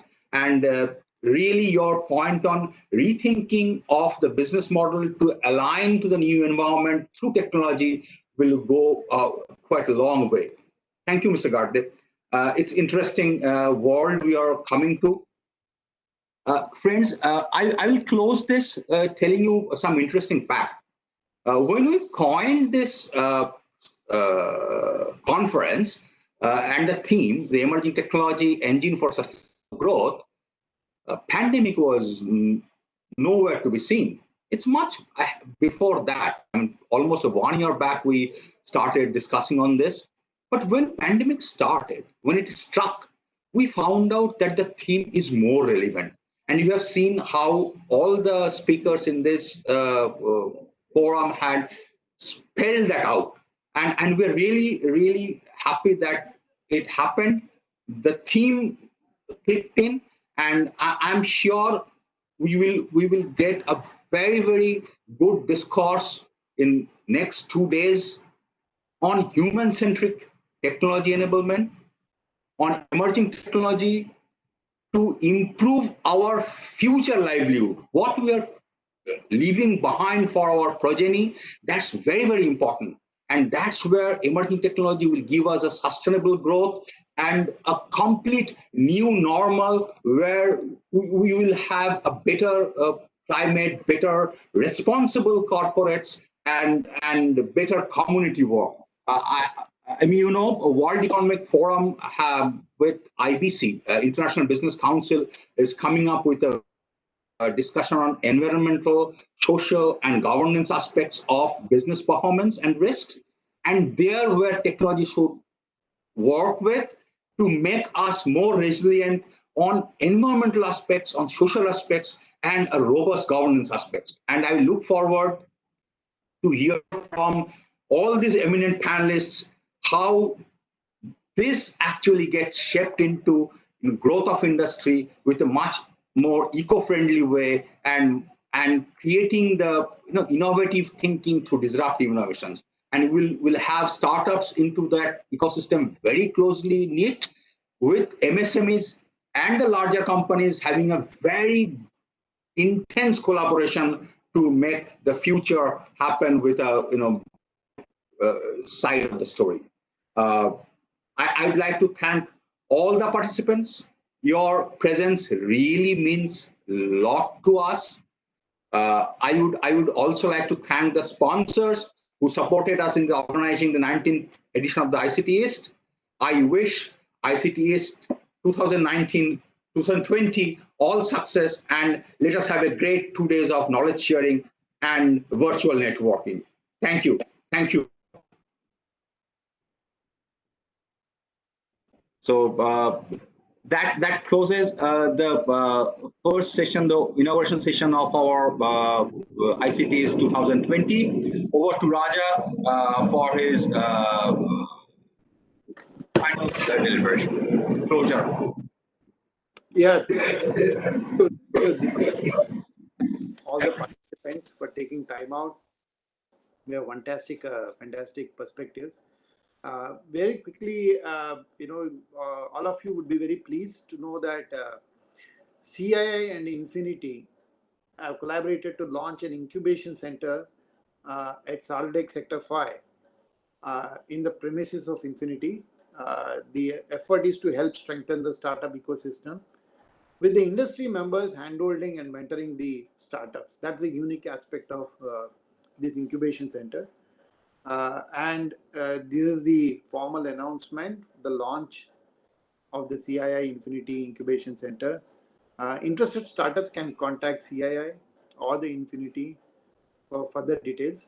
But I would request Mr. Ravindra Chamaria, Chairman and Managing Director, Infinity Group, to say a few words on this initiative. Over to you, sir. Thank you, Mr. Raja. Mr. Rajiv Kumar, Principal Secretary, dignitaries on the dais, and all the participants of this CII ICT Summit. Infinity in the year 1996 collaborated with Government of West Bengal to create state-of-art or world-class green infrastructure for IT companies. Infinity was the first building which was intelligent building launched in Calcutta and has played a catalyst role in bringing IT revolution in the state of West Bengal. Since that, we have created around 6 million square feet of IT space, which all kind of IT space, which includes plug and play, business center and other things. And now we are very happy to note that Sector 5 is employing around 200,000 people in IT sector in Calcutta. We felt a need today that we must also create something for the startups. And thanks to CII, we have joined hand with the CII to create an incubation center for startups, where we will provide IT infrastructure at a very, very competitive rates, even at around 50% of the market rates, and also invest into those companies as and when required. Even the rents can be converted into equity. We have also tied up, have a company with Times of India Group, which is an accelerator for the startups. And there also, we are helping the startup to get exposed to the investors, to mentors and others. I am very sure that this initiative with CII will bring a lot of results. And I thank you very much, the CII, for partnering with us to give us this opportunity to create this incubation center with them. Thank you very much. Thank you, Mr. Chamaria. Now we'll move to the next session. So over to Sumit. Sumit, can you take charge of the second session, please? Thank you, Chairman. We now move to the first session of technical sessions, Emerging Technology and Growth Strategy. We have with us Mr. Vinay Verma, MD and CEO, M Junction Services Limited, who would be chairing the session. And we have the eminent panelist, Mr. Ashish Dhawan, Managing Director, Enterprise, Meat Market and Global Business, South Asia, Amazon Internet Services Private Limited. Mr. Kanwar Singh, Managing Director and Lead Technology, Accenture in India. Mr. Kunal Kaul, Director, Enterprise Sales, Cisco, India and SAARC. Mr. Sunil Thakur, Managing Director, India, BMC Software. So over to you, Mr. Verma, to continue with the session, please. Thank you. So thank you, Sumit. I hope I'm audible. Can you please confirm that? Absolutely. Okay. So good afternoon, everyone. On behalf of my fellow panelists and myself, I welcome all of you to the panel discussion on emerging technology and growth strategy. My name is Vinay Verma, and I shall chair and moderate the panel discussion today. At the outset, I would like to compliment CII for selecting a very relevant topic for discussion today. All of you would agree that our world changed forever 6 months ago.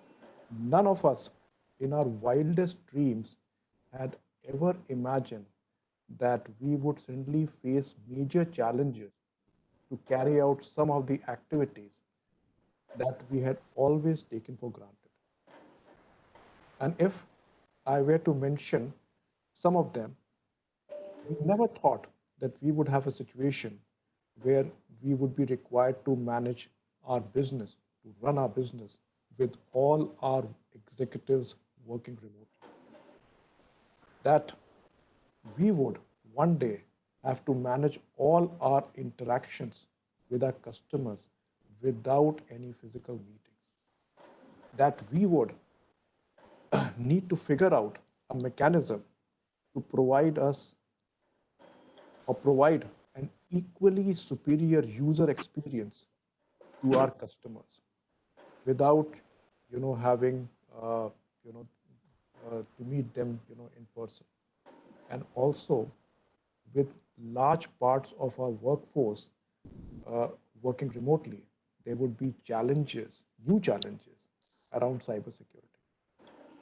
But as we have seen and we have heard in the inaugural session, there are businesses which have exploited emerging technologies to not only overcome the challenges, but also grow their businesses. And that has underlined very clearly the key role that emerging technologies can play to get growth back to our businesses. So in order to discuss this subject and also to understand more clearly the role that emerging technologies can play to get growth back, for our businesses, we have 4 eminent speakers to share their perspective in this panel discussion today. While Sumit has, introduced the panelists, but I would once again, very quickly introduce our 4 speakers. So we have Mr. Kanwar Singh, Managing Director and Technology Lead of Accenture. We have Mr. Sunil Thakur, Managing Director, India for BMC Software. We have Mr. Kunal Kaul, Director, Enterprise Sales, Cisco, India and SAC. And our 4th panelist, Mr. Ashish Dhawan, who is MD, Enterprise Mid-Market and Global Business for Amazon Web Services. He will be joining in the next 15 to 20 minutes. So, we will, get to see him when he is, with the session. So to my fellow panelists, I understand from Sumit that there are more than 250 participants, in the form of audience for this panel discussion today. So I am going to start the panel discussion, and I'll start by inviting Mr. Kanwar Singh to share his perspective on the role that emerging technologies can play and help the businesses, especially in the midst of so much of uncertainty around. So over to you, Mr. Singh. Thanks, Vinay. Hopefully I'm audible. And yes, you are. A very good afternoon to everyone. So a very interesting topic and very relevant in today's day and age. And the risk we carry is we get ahead of ourselves with these cool words of emerging technologies and what that means. And we really need to stay grounded around the outcomes, as we call it, as to what do we want to achieve by them and how do they want to run it. As you said, the pandemic brought with itself its own set of challenges. And if I look at the challenges, and I always try to put it in buckets, the first and foremost it brought with itself was the business continuity risk. You had supply chain disruptions, you had shift in customer touch points, uh, unavailability of critical resources, there was gaps in business continuity protocols that were found out in some of the firms. At the same time, we started seeing variability in demand, right? And we had sudden increases because of the shift from physical to digital purchases, but we also saw precipitous declines in volumes in the initial days, which are starting to come back. Ability to make real-time decisions got found out in many of the firms because of lack of real-time data and decision-making ability. Workforce productivity, we moved a lot of people to work from home, and a lot of firms did very well. But did the productivity go down? And how easily could we have enabled that? And around this was the wrapper of security. What are the security risks? There were bad actors who suddenly had easier access given people were accessing enterprise systems remotely. And how do we and they were trying to take advantage of it. So we look at these sort of 5 challenges, right? And it goes back to the point of, are your systems resilient? And we at Accenture did a study to compare or match system resilience with business resilience. And does it correlate? And what we found, unsurprisingly, was that it absolutely correlates. We did a research across 8,300 companies, various sizes across the world.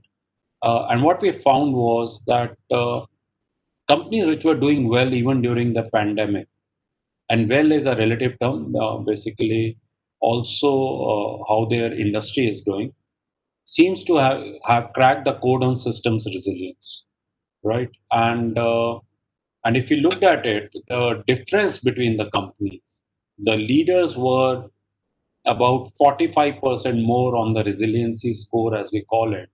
If you were to look at, say, retail, consumer goods, or automotive, the gap was 45% between average resilience that the companies displayed and the resilience displayed by leaders. And the gap obviously narrowed down as we move to the capital market, software platforms, high-tech companies, because by nature, they had a higher average resilience across the board. And that got us thinking around what should be the building blocks and where should the companies be investing, whether it's emerging technologies, whether it's uh, around business growth. Uh, and digital transformation is a buzzword, right? And everyone wants to do it. They want to do digital transformation. We want to do digital decoupling. We want to be digitized in the new world. But at the end of the day, you really need to start thinking around 6 towers. Every time you do anything in the near term uh, to drive growth in your firm or to make your business more resilient, as we call it, which involves both growth and sustainability, you need to look at the 6 towers. And the 6 towers that we defined was that, do you have the ability to have a truly elastic digital workplace? Basically, protect your people and your productivity and become fully remote overnight. Do you really have it across your systems? Yes, we enabled it, but can it be done in a jiffy over and over again? The second tower that needs to be looked at is hyper automation. Manage the impact of systems disruption, free up human resources, streamline IT workforce management, and automate, whether it's automating your supply chain, automating your assembly lines, Industry X.0, all that plays into this hyper automation. And what are we going to do around hyper automation? And we really need to question wherever we are still working in a manual way. As I always say that it's a pandemic brings with itself a huge opportunity, especially for a country like India, that we can do a digital leapfrog. We don't have to go through the phases that a lot of countries went through. We can do a digital leapfrog from manual processes straight away into the digital world. And the hyper automation, questioning anything that is manual, because the moment you make it automated, the moment you make it touchless, you also enable your productivity, you also enable the digital workplace. The third thing you have to look at is architecture and performance. Is your systems architected in a way to quickly accept ecosystem partners? Are they truly open, or are they very antiquated? Because as you move forward, you will realize that ecosystem partners will play a big part in helping you accelerate your journey on anything that is related to growth, delivering value to business. You can really accelerate out. And one of the acceleration paths, which is the fourth tower, is cloud acceleration. How are you moving to cloud? Now, cloud, I always, say that has to be looked at from a lens of what it enables rather than a lens of cost. So cost takeout should never be the lens that you apply on cloud. It is the ability it provides once your systems are on the cloud to connect, to develop faster, and to deliver faster and make faster decision making is what cloud delivers. And you need to put that lens, and that's the fourth tower around cloud acceleration. The fifth one is around service continuity. How can you flex for critical in-flight services or deliver new IT projects seamlessly without any disruption? And that's around service continuity. And the sixth tower, which is very important, and we have seen it at some of the clients whose business took a hit due to cybersecurity attacks, is the sixth tower is cybersecurity. Secure your customers, people, systems, wherever they are, and really invest in that. So those are the six themes I would recommend that we look at as we embrace technologies, emerging technologies to enable growth. And I'll just repeat it. The first one is elastic digital workplace. Second one is hyper automation. Third is architecture and performance of your systems. Fourth is cloud acceleration. Fifth is service continuity. And sixth is cybersecurity. And if we were to do it in terms of actions, that immediate actions that we should be taking is defining long-term transformation strategies that prioritize and address antiquated applications. We really need to do that. Highly manual processes, we need to relook at them, and underfunded cyber resilience. We have ignored it as for very long across businesses, I would say, in India. And we really need to fund the cyber resilience and self-fund transformation through small incremental programs. This is not a huge capex involvement. This can easily be, and we have done it at a large consumer goods company ourselves, a self-fund transformation through small incremental programs which deliver faster value to business. Right? These are no longer, the world has also changed, that you can't wait for 18 months and 20 months for a large enterprise program to deliver value. It has to be small incremental changes, faster changes, which drive value, data-driven decision making. And the last piece that should absolutely be the immediate action is leverage ecosystem partners to shift to an asset-light model and mitigate vulnerable dependencies. This will help you with your business variability.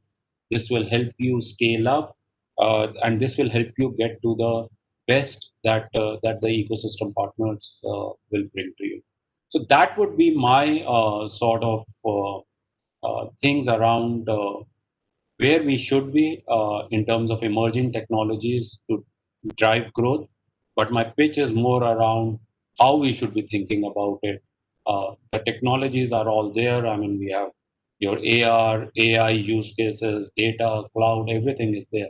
But we really need to put in a structured thinking process around that. Back to you, Vinay. Thank you, Kanwar. And if I were to pick up, one sentence that really resonated with me is that the business can be only as resilient as the systems which support that business. And it's only a well-architected system that can provide agility. And we will invite Mr.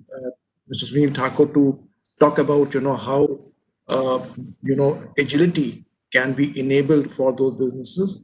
But before that, I also liked the 6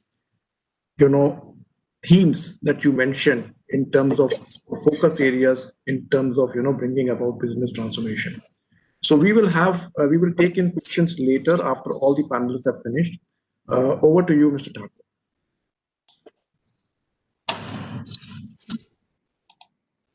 Good afternoon. Thank you, Vinay. And what I will do is I'm going to talk about future. I'll pick up from the technology trends that Cover talked about. So much before all this pandemic started, IDC and other analysts saw that technology is going to get more embedded into human life in less than 5 years from now. So say about 2025. And when you reach that space, let me present some very interesting facts of what systems and things could look like then. So by 2025, nearly 2/3 of enterprises will be prolific software producers with code deployed daily. Over 90% of these apps that you're going to see are all going to be cloud native. 80% of the code will be externally sourced. What this all means is you will need about 1.6 times more developers than you have today.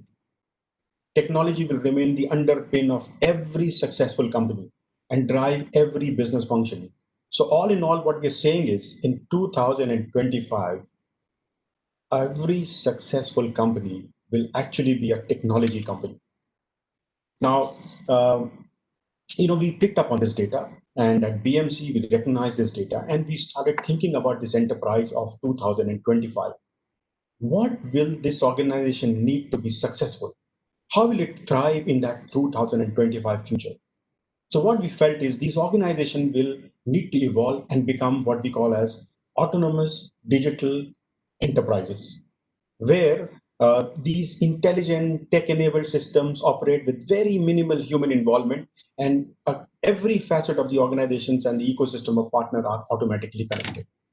Now, as you can imagine, I use 3 words: autonomous digital enterprises. So BMC is putting a very special emphasis on autonomy of the organization. This refers to the organizations that have matured and automated their internal and external processes to reduce all the manual interventions. Thereby, you will save a lot of dollars. Plus, what will happen is you will achieve a lot of error-free delivery of business and IT services. And I'm not just saying business services, the IT services as well. So automation is going to be the key behind these autonomous enterprises. The second aspect that I talked about was digital, which means all these enterprises that we are talking about are going to focus not just on higher adoption of IT, but the adoption in the sense that there's going to be a global workforce, which is going to need anytime and anywhere access of business services. This will mean that enterprises will become a lot more cloud native. It will adopt a lot of SaaS as their principal way of consuming and delivering business. And finally, for this autonomous digital enterprise to survive, the biggest challenge will be when everything will be online, will be about ensuring safety and security of its data. And hence, what I feel is there's going to be an AI-based approach to look at security. And there are going to be these artificial intelligence engines that are going to make sure that the organizations are safe and secure for people to work in, and the data inside the organizations are safe. Now, at this juncture, I remember an incident that I read about, I think this was happening last weekend itself. And this was about the Department of Homeland Security of the United States. They issued an advisory to the entire government institution of US to patch certain critical vulnerability over the weekend.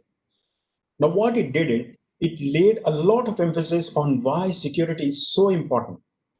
But the change that we will see in 2025 in this autonomous digital enterprise will be that that organization would have proactively taken these measures to keep itself safe from the evil eye. So that's the use of technology, and that's how the organization will start to think about it. Now, when I move around the country and I talk to many CIOs, one of the questions that I'm asked is, what action do I need to take now to be successful then? And I always tell them, it's never too late to start. The question is, how do we capitalize on the opportunities around SaaS adoption, automation, security, in order to mitigate all the challenges towards becoming that organization of the future? One thing that we clearly know, and I can clearly say, is that playing it safe is no longer an option. Companies must tackle this disruption head on, commit to real innovation, and radically reinvent themselves. Now, I already hear the murmurs, what happened during this pandemic. A lot of the leaders have started to think about technology first, and that mindset has started to creep in. At BMC, what we did is we recognize this data, we know the problems, we know what the organization will look like. So we started developing tools and technologies, and we're already working on it, on the technologies that these organizations will need to become successful.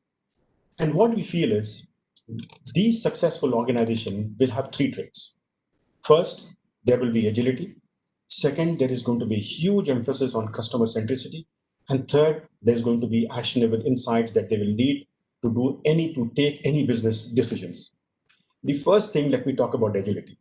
Now, agility is about these organizations trying to create an ecosystem where they connect the business, the operations, and the IT together into one business autonomous unit inside a business domain. So you will have multiple of these business units inside a domain. And what it allows the organization is to completely disrupt one part while continue to serve the rest of the processes. And that way, the organization will continue to run and reinvent themselves. Now, customer centricity is going to take a huge fillip because these organizations will be creating an ecosystem that caters to every touch point of the customer's journey during these whole process. And what these organizations will do is they will anticipate their customer needs and deliver the goods and services at the right time via their customers' preferred channel. That's very important. Okay. The third part is going to be about actionable insight. Now, data, we all know, is the new oil. And I say the analytics is the engine. And this analysis will help you to continuously help these organizations do all these relevant things. So, for example, predicting what's going to happen in future, predicting of the action that you're going to take now so that your organization will remain more secure in future, predicting and taking the advantage and doing a resource planning for future. All that's going to come from the data. So what it ends up is it makes the business decisions a lot more predictable, and hence the company starts to become a lot more successful. All in all, what we are looking at is a world in which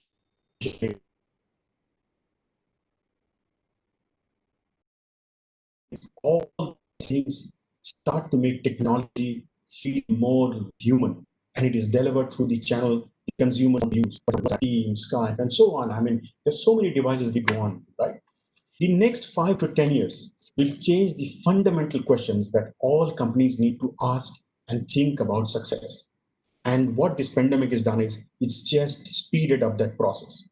In the end, let me say this: to succeed during the fourth industrial revolutions and beyond, organizations must evolve to an autonomous digital enterprise as the key tenets of SaaS, automation, and security become enabled.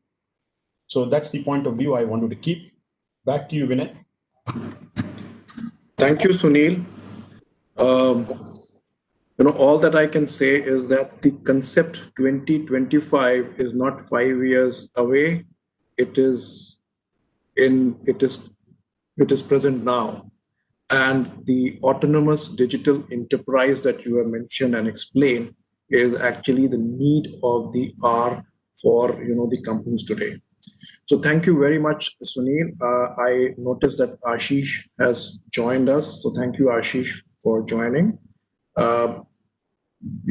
We will now have Kunal, share his perspective. And before I get Kunal in, we have heard Kanwar talk about, the focus areas for digital transformation. We have Sunil talk about, how autonomous digital enterprises can bring in the necessary agility and speed and customer centricity to an enterprise. Maybe I can request Kunal to talk about how should organizations, go about bringing such massive transformation, and if there are any, things that they should watch out for, or if there are any case studies, it would be very useful to all of us here. Over to you, Kunal. Thanks, Vinay. I just want to check my audio is clear before I start. It is, Kunal. Okay, so Vinay, thanks first of all for having me on this panel. I think it's a pleasure and a privilege to be a part of this panel and to be getting an opportunity to address the audience that has joined this session. Look, before I even start talking about where we are headed or what is our point of view on that, I think what we have seen and experienced in the last 4 or 5 months has been unprecedented.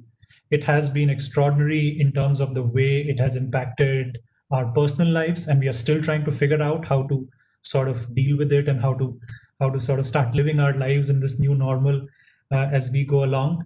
And it's not going to be the same, right? This impact is so deep that the way we are going to live our lives in the future is certainly not going to be the same as it used to be in the past.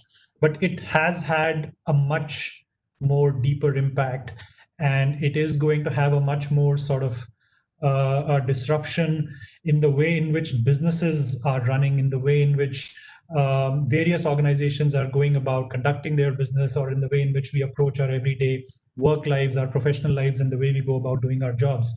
That has had a massive impact. Work from home is just one of those things. But I think it is very clear that the basic fundamentals of many different industry sectors are going through some kind of disruption or another right now as we speak. And I've been a part of the technology industry for over 2 decades. I've seen many sort of different inflection points in the last 2 decades that we have witnessed, whether it was the dot-com bust, whether it was 9/11, whether it was the subprime thing that happened. But what I'm experiencing right now, and the pace of change and the pace of disruption that I'm experiencing right now, I think is the fastest, is the most rapid that at least I have ever seen in my over 2 decades of my career. So there's a lot that's happening. There's a lot that's happening around us.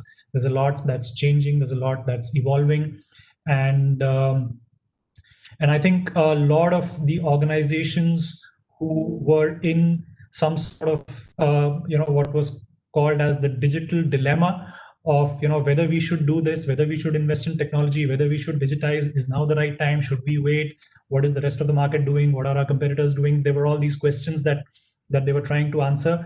I think that digital dilemma has now become the digital imperative.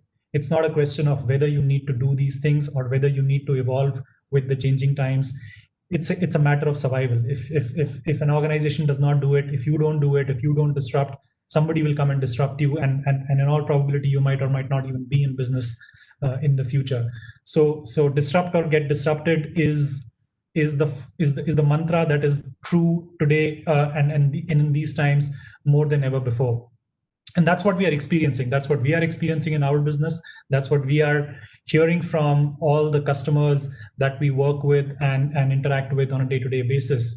And like we're talking about flexible working, we are talking about remote working, work from home, and so on. I mean, it's easier said than done, right? And I've been a part of the technology industry for my entire career. It's easy for me to adapt to this new normal, but a lot of the other industry sectors are not used to it. You look at some of the banking sector employees, if you look at some of the manufacturing sector employees, industrial sector, government, there was no such thing as work from home till a few months back. So it's not easy. It's not easy. It's good to talk about all these things, but when the rubber actually hits the road, there is a massive human and cultural transformation, which also I think is involved. And we are learning this, right? We are learning this with every passing week, with every passing month, as we are doing what we are doing ourselves, and of course, doing what we are doing for our customers. There are challenges which are unforeseen. There are challenges which are, you discover them only when you start talking about some of these things at a ground level that you discover. So obviously it's a learning process. It's a journey. It's something where we are also learning and adapting as we go along and trying to share these experiences and these learnings with our customers. But at a fundamental sort of principle level, I wanted to call out maybe 4 areas where we are seeing the evolution of the way our customers are going to look at how technology is enabling their business and how we are also going to be working with them. And I know Cisco is known for certain fundamental building blocks of technology areas that we address. There's the networking part. Obviously, Cisco has been known for networking for a long time, but also the collaboration part, the data center part, and the cybersecurity part. So those are the foundational blocks. But I wanted to call out 4 areas where we are seeing a sort of a theme that is evolving, and the way in which we are going about engaging with our customers. I think number one, the future of work and the future of the way we think most companies will go about doing business is going to be principally distributed. We need to build technology architectures with resilience, and that point I think has been made very, very effectively by the earlier speakers. But we believe that this entire framework is going to be distributed from a user perspective in terms of where the users are, whether they are in office, whether they are at a satellite office or a coffee shop or a large corporate office. It's going to be a distributed environment from a user perspective. It's going to be a distributed environment from an infrastructure perspective. So whatever infrastructure is there in the offices or whatever infrastructure is available for the users to do the work that they do or access the applications and services that they access has to align with this kind of a distributed model. And then at the end of the day, they are using applications. So the way the applications are architected, the way the applications are delivered also has to seamlessly dovetail into this distributed framework. So to that end, we, based on our learnings, developed what we call a resilient distributed enterprise architecture, which we saw resonating with our customers and which covers the 3 aspects that I mentioned: the workforce, the workplace, and the workload, and sort of effectively bring all of those together to build synergies around that. The second aspect that we saw emerging very, very strongly was the fact that there was a democratization of experiences and data that is happening, rapidly across all enterprises. And when I say democratization of experiences and data, what I mean is that people should be able to access any application or any other individual that they want to collaborate or communicate with as seamlessly as possible with the best experience.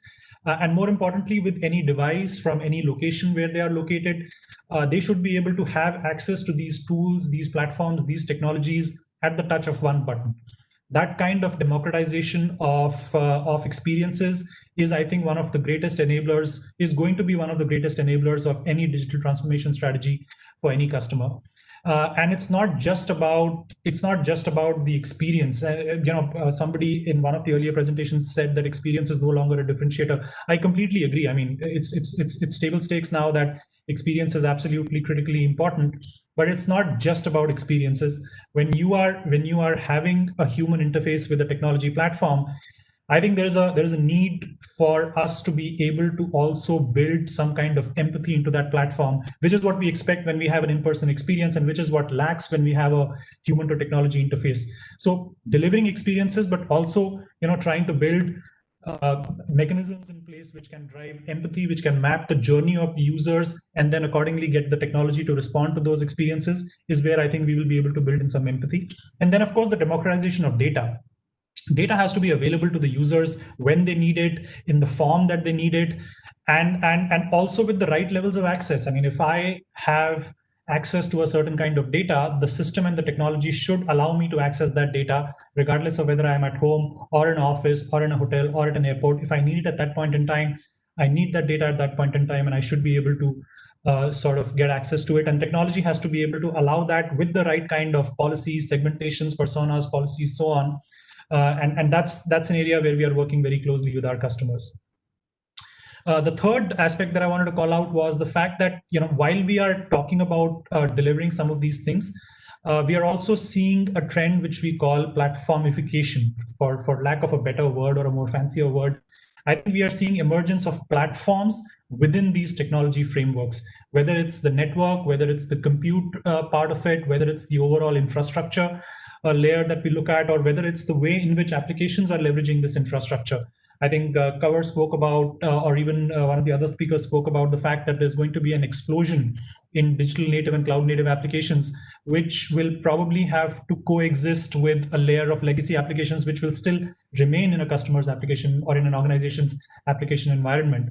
So being able to build platforms which are able to give these applications what they need to be effectively able to deliver the services or the outcomes that they are intended for is going to be a function of how effectively we build the platforms to enable that. And that's where we are again focusing on, in a very big way, building those platforms across the entire spectrum of infrastructure, of orchestration, automation management, of experiences, of security, and so on. And then lastly, is the part around cybersecurity. I mean, anything and everything that we do has to be secure. It has to be secure, not just from a user access control standpoint, but it has to be secure from the point of view of the fact that these users are now exposed to the open internet. We invested millions of dollars, crores of rupees in building those perimeter security infrastructure and made the organization perimeter like a vault. But now the user is outside and the user is exposed to all the threats that come along with exposure to the internet. So I think building those security frameworks, more importantly, building those integrated security frameworks, because creating a security framework is about having many different layers.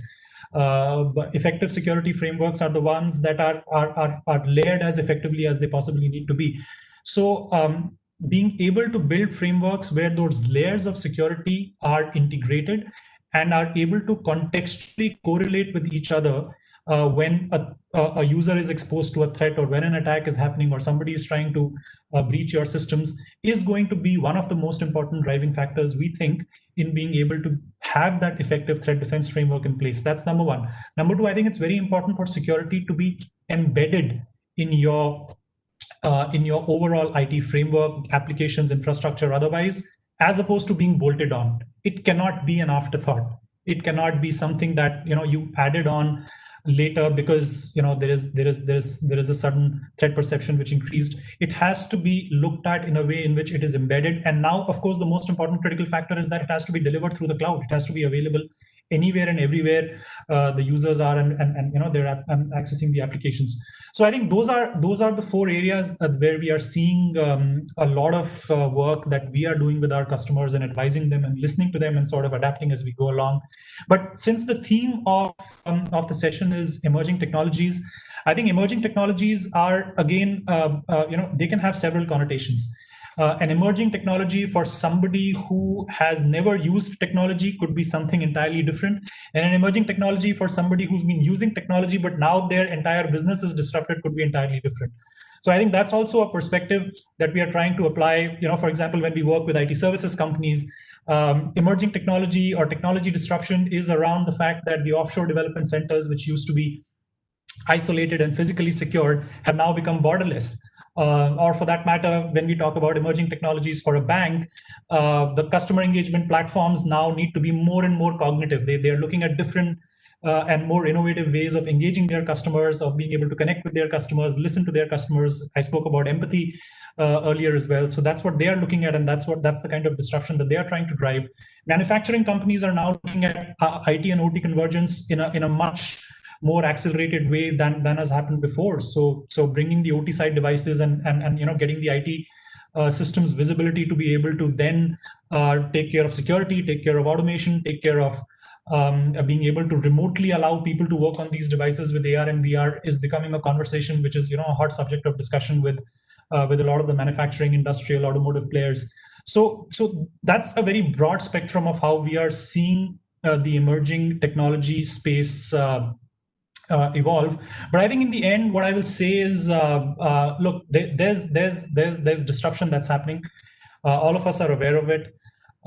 Some organizations see it as a compulsion, but I think the ones which will see whatever is happening around us as an incredible opportunity to transform for the future, and not something which is a compulsion because now we are surrounded by the kind of factors that we are surrounded with, so something has to be done.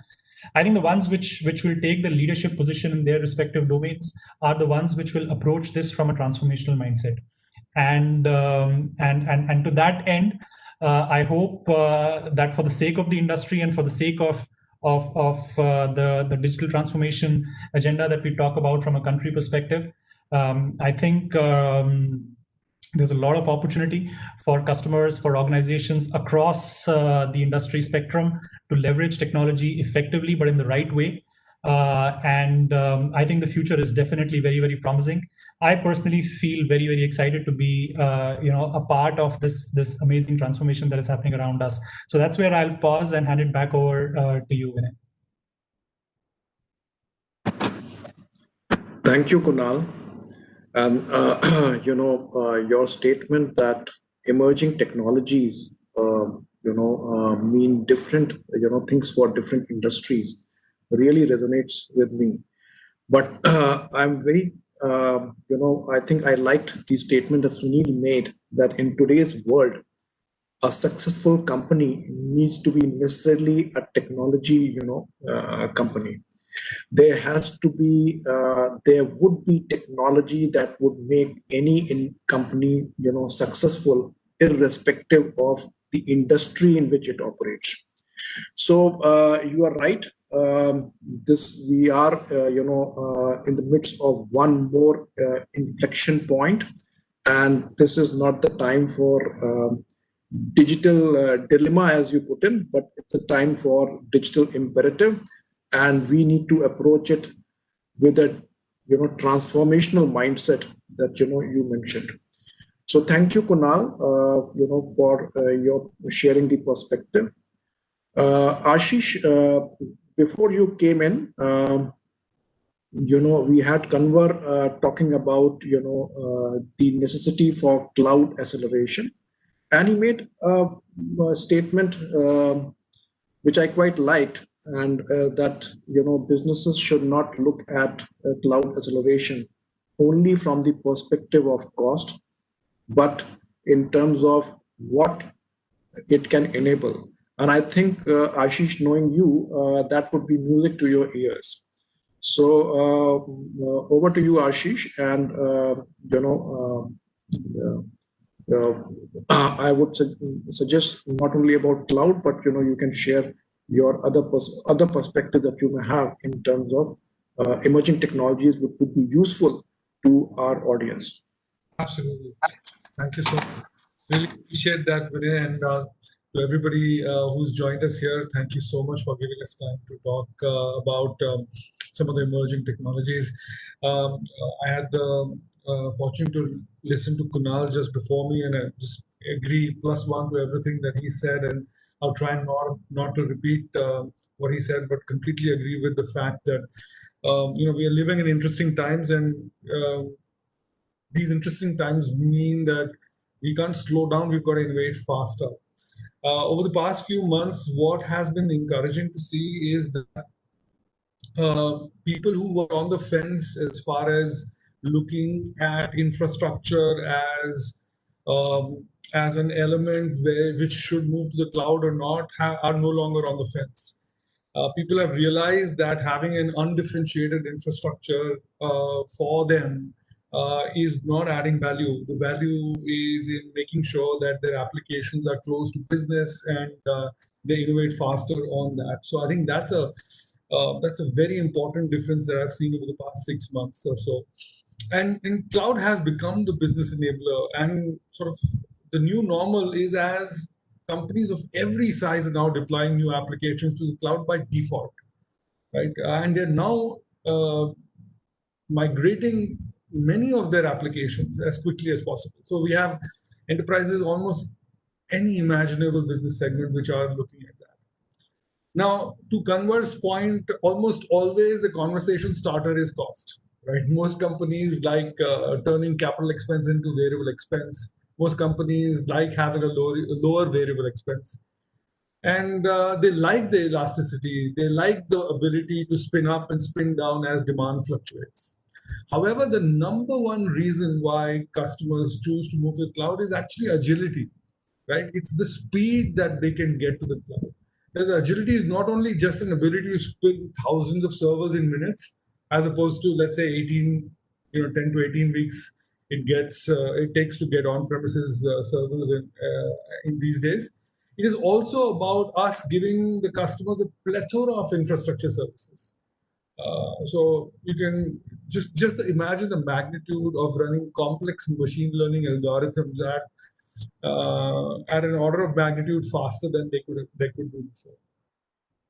So every vertical industry, as I said, is being reinvented, right? You can see that companies are taking advantage of these evolving technologies, and these evolving technologies are getting democratized by cloud. Startups are disrupting long-standing industries. You have banks now which are purely digital. The travel and tourism industry will completely change. It had already changed over the past years, but it will completely change now. Consumer packaged goods, you've got shaving companies like Dollar Shave Club, right, which are moving to subscription models, right? You've got communication technology completely changing because of COVID. We are now very comfortable, talking on a WebEx or a Zoom, right? Because it's collaboration becomes so much easier today. You and I don't need to worry about getting on a flight, right? So these experiences are getting better, and all this is getting enabled by cloud. And I think most of our large enterprises have started figuring that out for themselves. So, we have GE as one of our largest customers, which have actually migrated 9,000 plus applications. In India, you've got large insurance companies like HDFC Life, Bajaj, Finserv, etc., completely moving to the cloud. Your favorite Indian Premier League, of which we've had 3 beautiful matches over the past few days, is completely streamed from AWS, along with a host of our services that go along with that. Right? So you can see all these differences that cloud is making in your lives. For the first time in India, I saw not only there's the Indian Premier League completely streamed from the cloud, but also the sponsors of the Indian Premier League are all startups now. That you have Dream 11 and Cred and others. Now that's a huge shift in the Indian industry, right? That means you have the big brick and mortar companies who feel that this is not the right time to spend, but the startups feel that this is a right platform to spend, which is a very interesting way of looking at things, right?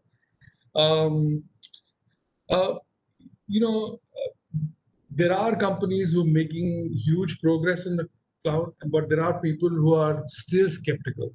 And probably the biggest difference between those who are actually making meaningful difference and those who are still skeptical is one, which is senior leadership alignment. We need to have senior leadership alignment in taking steps on the cloud, right?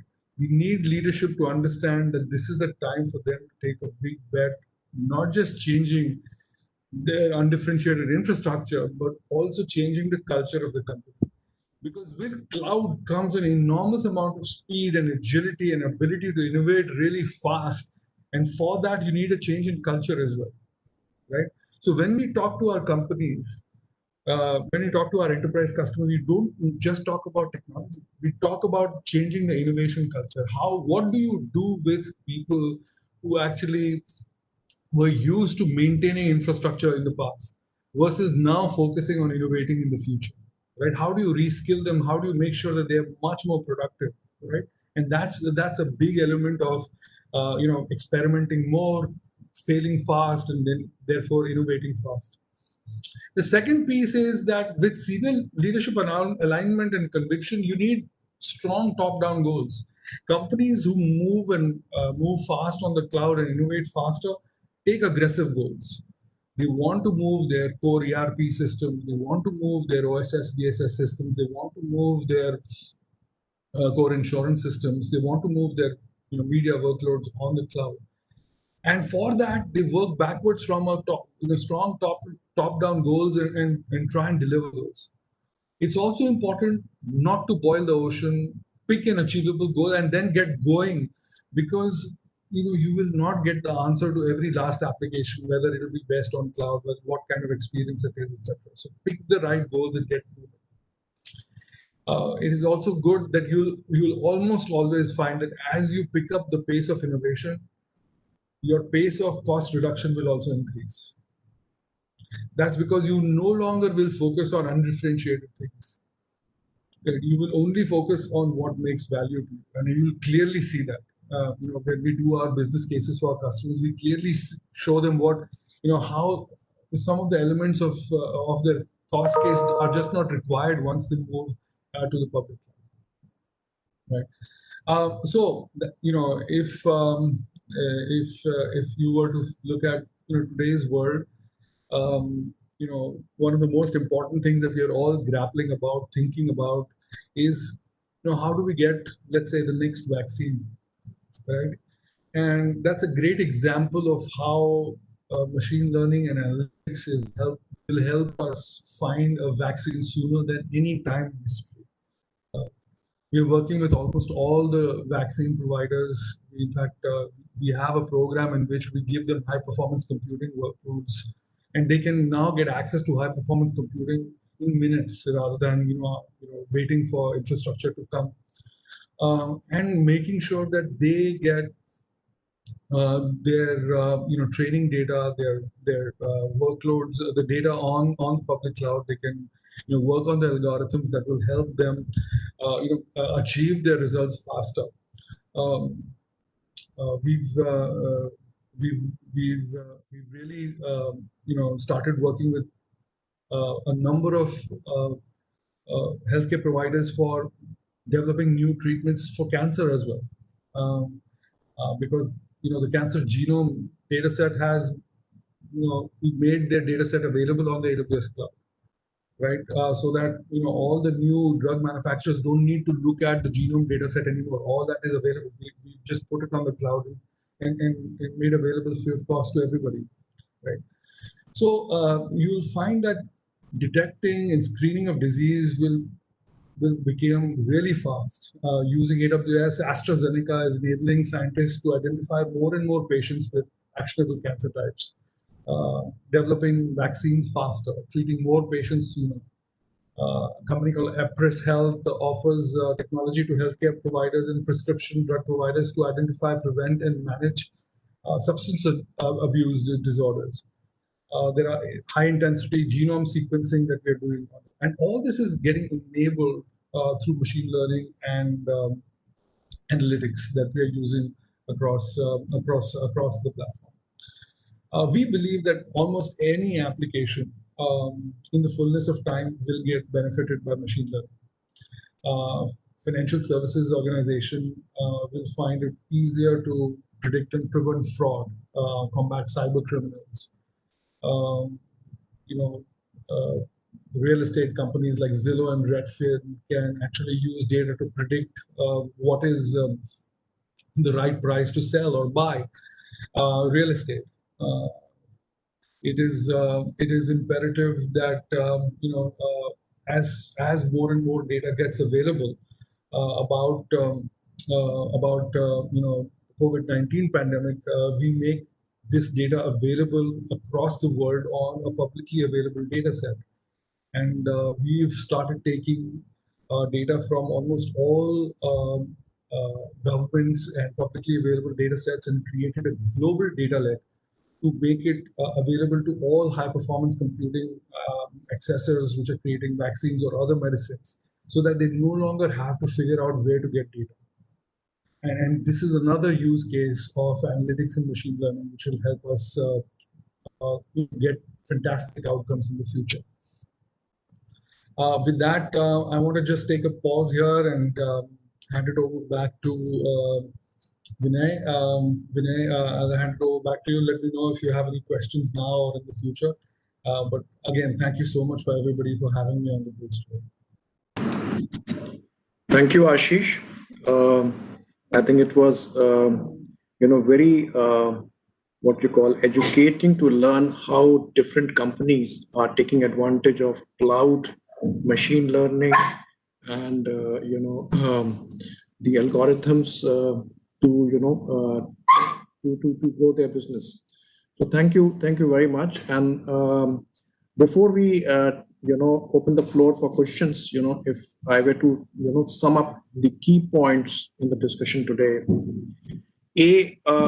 I think it's important to mention that emerging technologies is a very big area, and there are more than dozen technologies which are so-called under the category of emerging.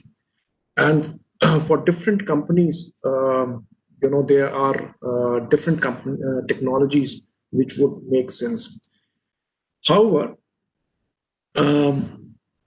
as Kanwar mentioned, that an organization needs to look at what are the outcomes that they wish to achieve before going about and adopting the relevant emerging technologies. And that point was very well made. And but if there's something which is common across what all the participants mentioned, is that you can only deliver the outcomes if you have the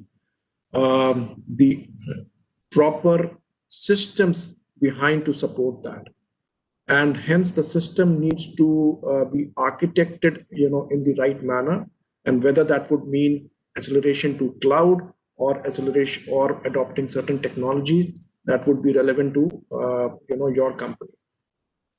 This needs to be taken up with a mindset of bringing transformation, and as mentioned by Kunal, and essentially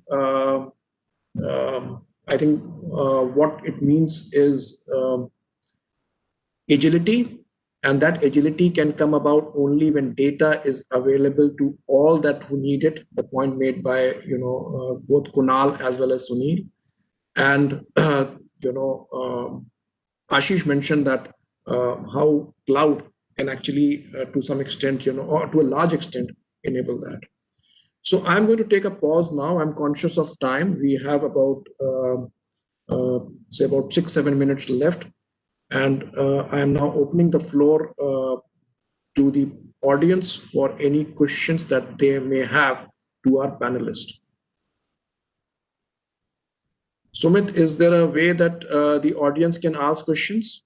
For the benefit of the audience, in the Hive platform, there's on the right-hand top, you'll see that you can ask questions there. You can post the questions there, which you can share with the panelists. So, Mr. Verma will coordinate. In meantime, if anybody wants to share anything else, you can go ahead. I'll check if there's any question posted in the Hive. Sure.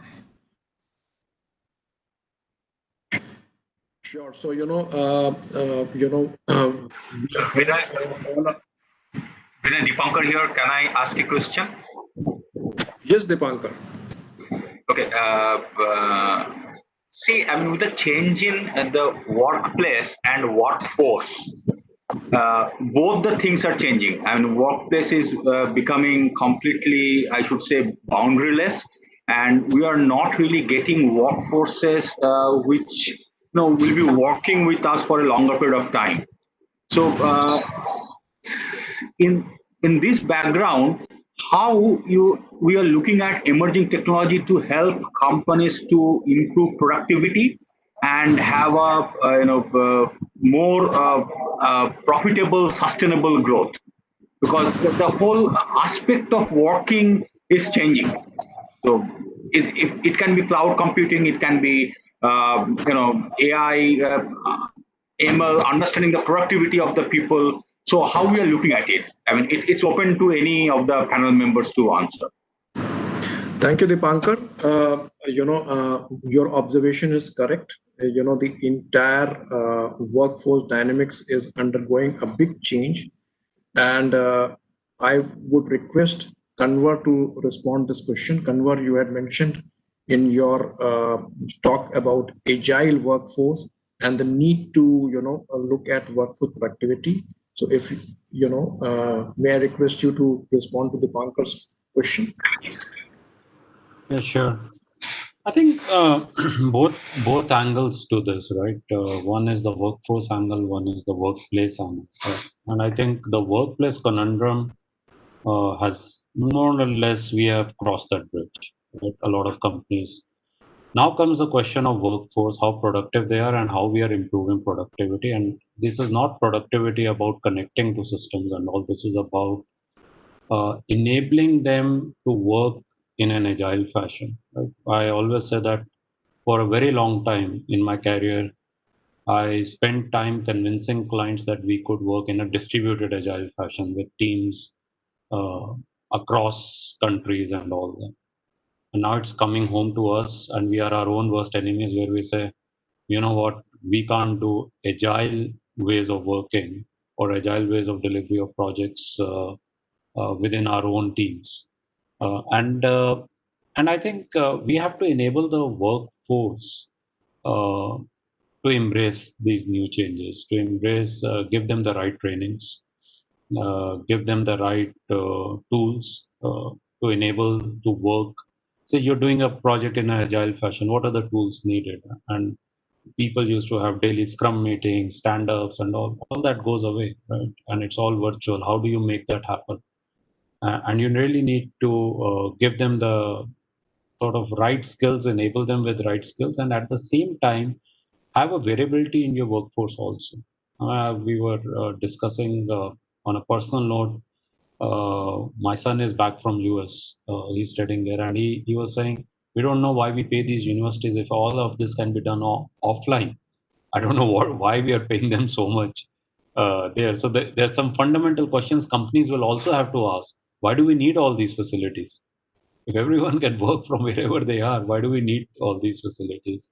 And how do we free up that capital to really invest in our workforce rather than workplaces?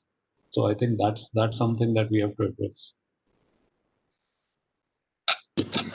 Thank you, Kanwar. Sunil, would you like to, do you have anything to more to add to what Kanwar mentioned to respond to Dipankar's question? Yeah. So Dipankar, a very interesting point, but I have a few very different kind of observation that I've seen.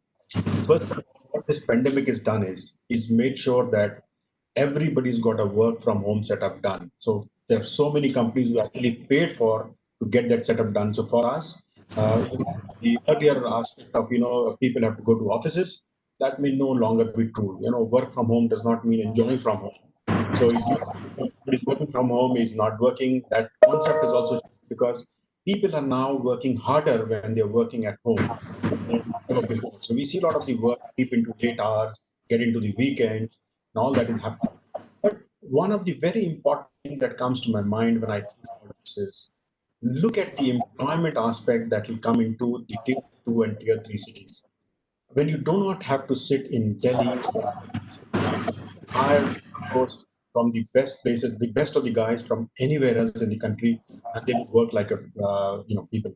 So that's a massive change. I think opens huge doors in galvanizing the tier 2, tier 3 town, galvanizing the employment opportunities all across. So that. And apart from that, obviously, Kamal talked about different technologies that will bring everything together. I think one of the big things that happened is and Ashish talked about this, is the collaboration platform. I mean, they were there, and that is why we could all do so many things at the place. Think about these collaboration platforms like Skype, Zoom, WebEx, and Outbreak. How would the organization move? There's so many organizations which done very well in this last one quarter when everything was in lockdown. So very, very interesting dynamics that has come to the fore. So there are so many things that which for all is probably brushed aside. So yeah, we're going to see a lot of interesting changes in the workflow, workplace dynamics as we move forward. Thank you, Sunil. You talked about the opportunity that it provides to tier 2 and tier 3 cities. I'm already thinking in terms of having a second home in the hills. Okay, that's on a lighter note. So, Dipankar, I hope our panelists have been able to respond to your question adequately. Yeah, yes, very interesting. And really, we are hoping for a very interesting time. Let's see how it goes. Thank you. Okay, we have a question from Mr. Ankur Chopra.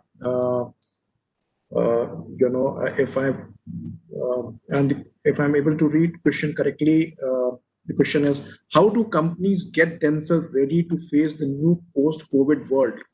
The question is addressed to Mr. Kanwar Singh. I think Mr. Kanwar did talk about about this in his talk. So maybe if I can request Kanwar to just pick up one point that you would like to highlight. No, I think it's all the 6 blocks. I mean, you have to look at the 6 blocks in totality that we spoke about, whether it's the elastic digital workplace, whether it's cybersecurity, your architectures, your cloud. All the pieces have to come together, right? And I think Sunil had said that nothing can be an afterthought. You don't do an afterthought on security. You don't do an afterthought on, oh, I have invested in data center. What do I do on cloud now, right? So by default, you have to look at it holistically, and you have to really question whether whatever we are investing in now, how it fits into one of these 6 blocks and how it enables us. So that would be. Okay. So thank you, Kanwar. And now I think we are past our scheduled close time. So I can see a couple of more questions, but I'm giving the mic back to Sumit. Sumit, over to you now. And if we have your permission, then we can close the panel discussion. Mr. Verma, we can take a couple of questions if you allow, because we have extended the Hive time by 10 minutes. Okay. So that's okay. I think there is a question from Mr. Joydeep Ghosh. And the question is, what is the future projection for business technology in Barakpur? So I can't think of, would any of our panelists would like to have a go for that? This is very specific in terms of future projections for business technology in Barakpur. I'm sorry, Joydeep. In the inaugural session, we had the Principal Secretary of Government of West Bengal and Minister of IT, Honorable Minister of IT. They did talk about, various, opportunities, especially in tier 2 cities and suburbs of Calcutta. Maybe, after this session gets over, you can connect with Dipankar, on this specifically. Are there any more questions, Sumit? As of now, we have not got any. Okay. Okay, so I think on that note, we can close the panel discussion. So thank you very much. On behalf of CI, I would like to thank all the 4 panelists for sparing their valuable time and sharing their perspective, with the audience here today. Thank you very much. I enjoyed, and I go back from this panel discussion with much more insights and much more, knowledge about emerging technology than what I had when I walked in here. Thank you very much.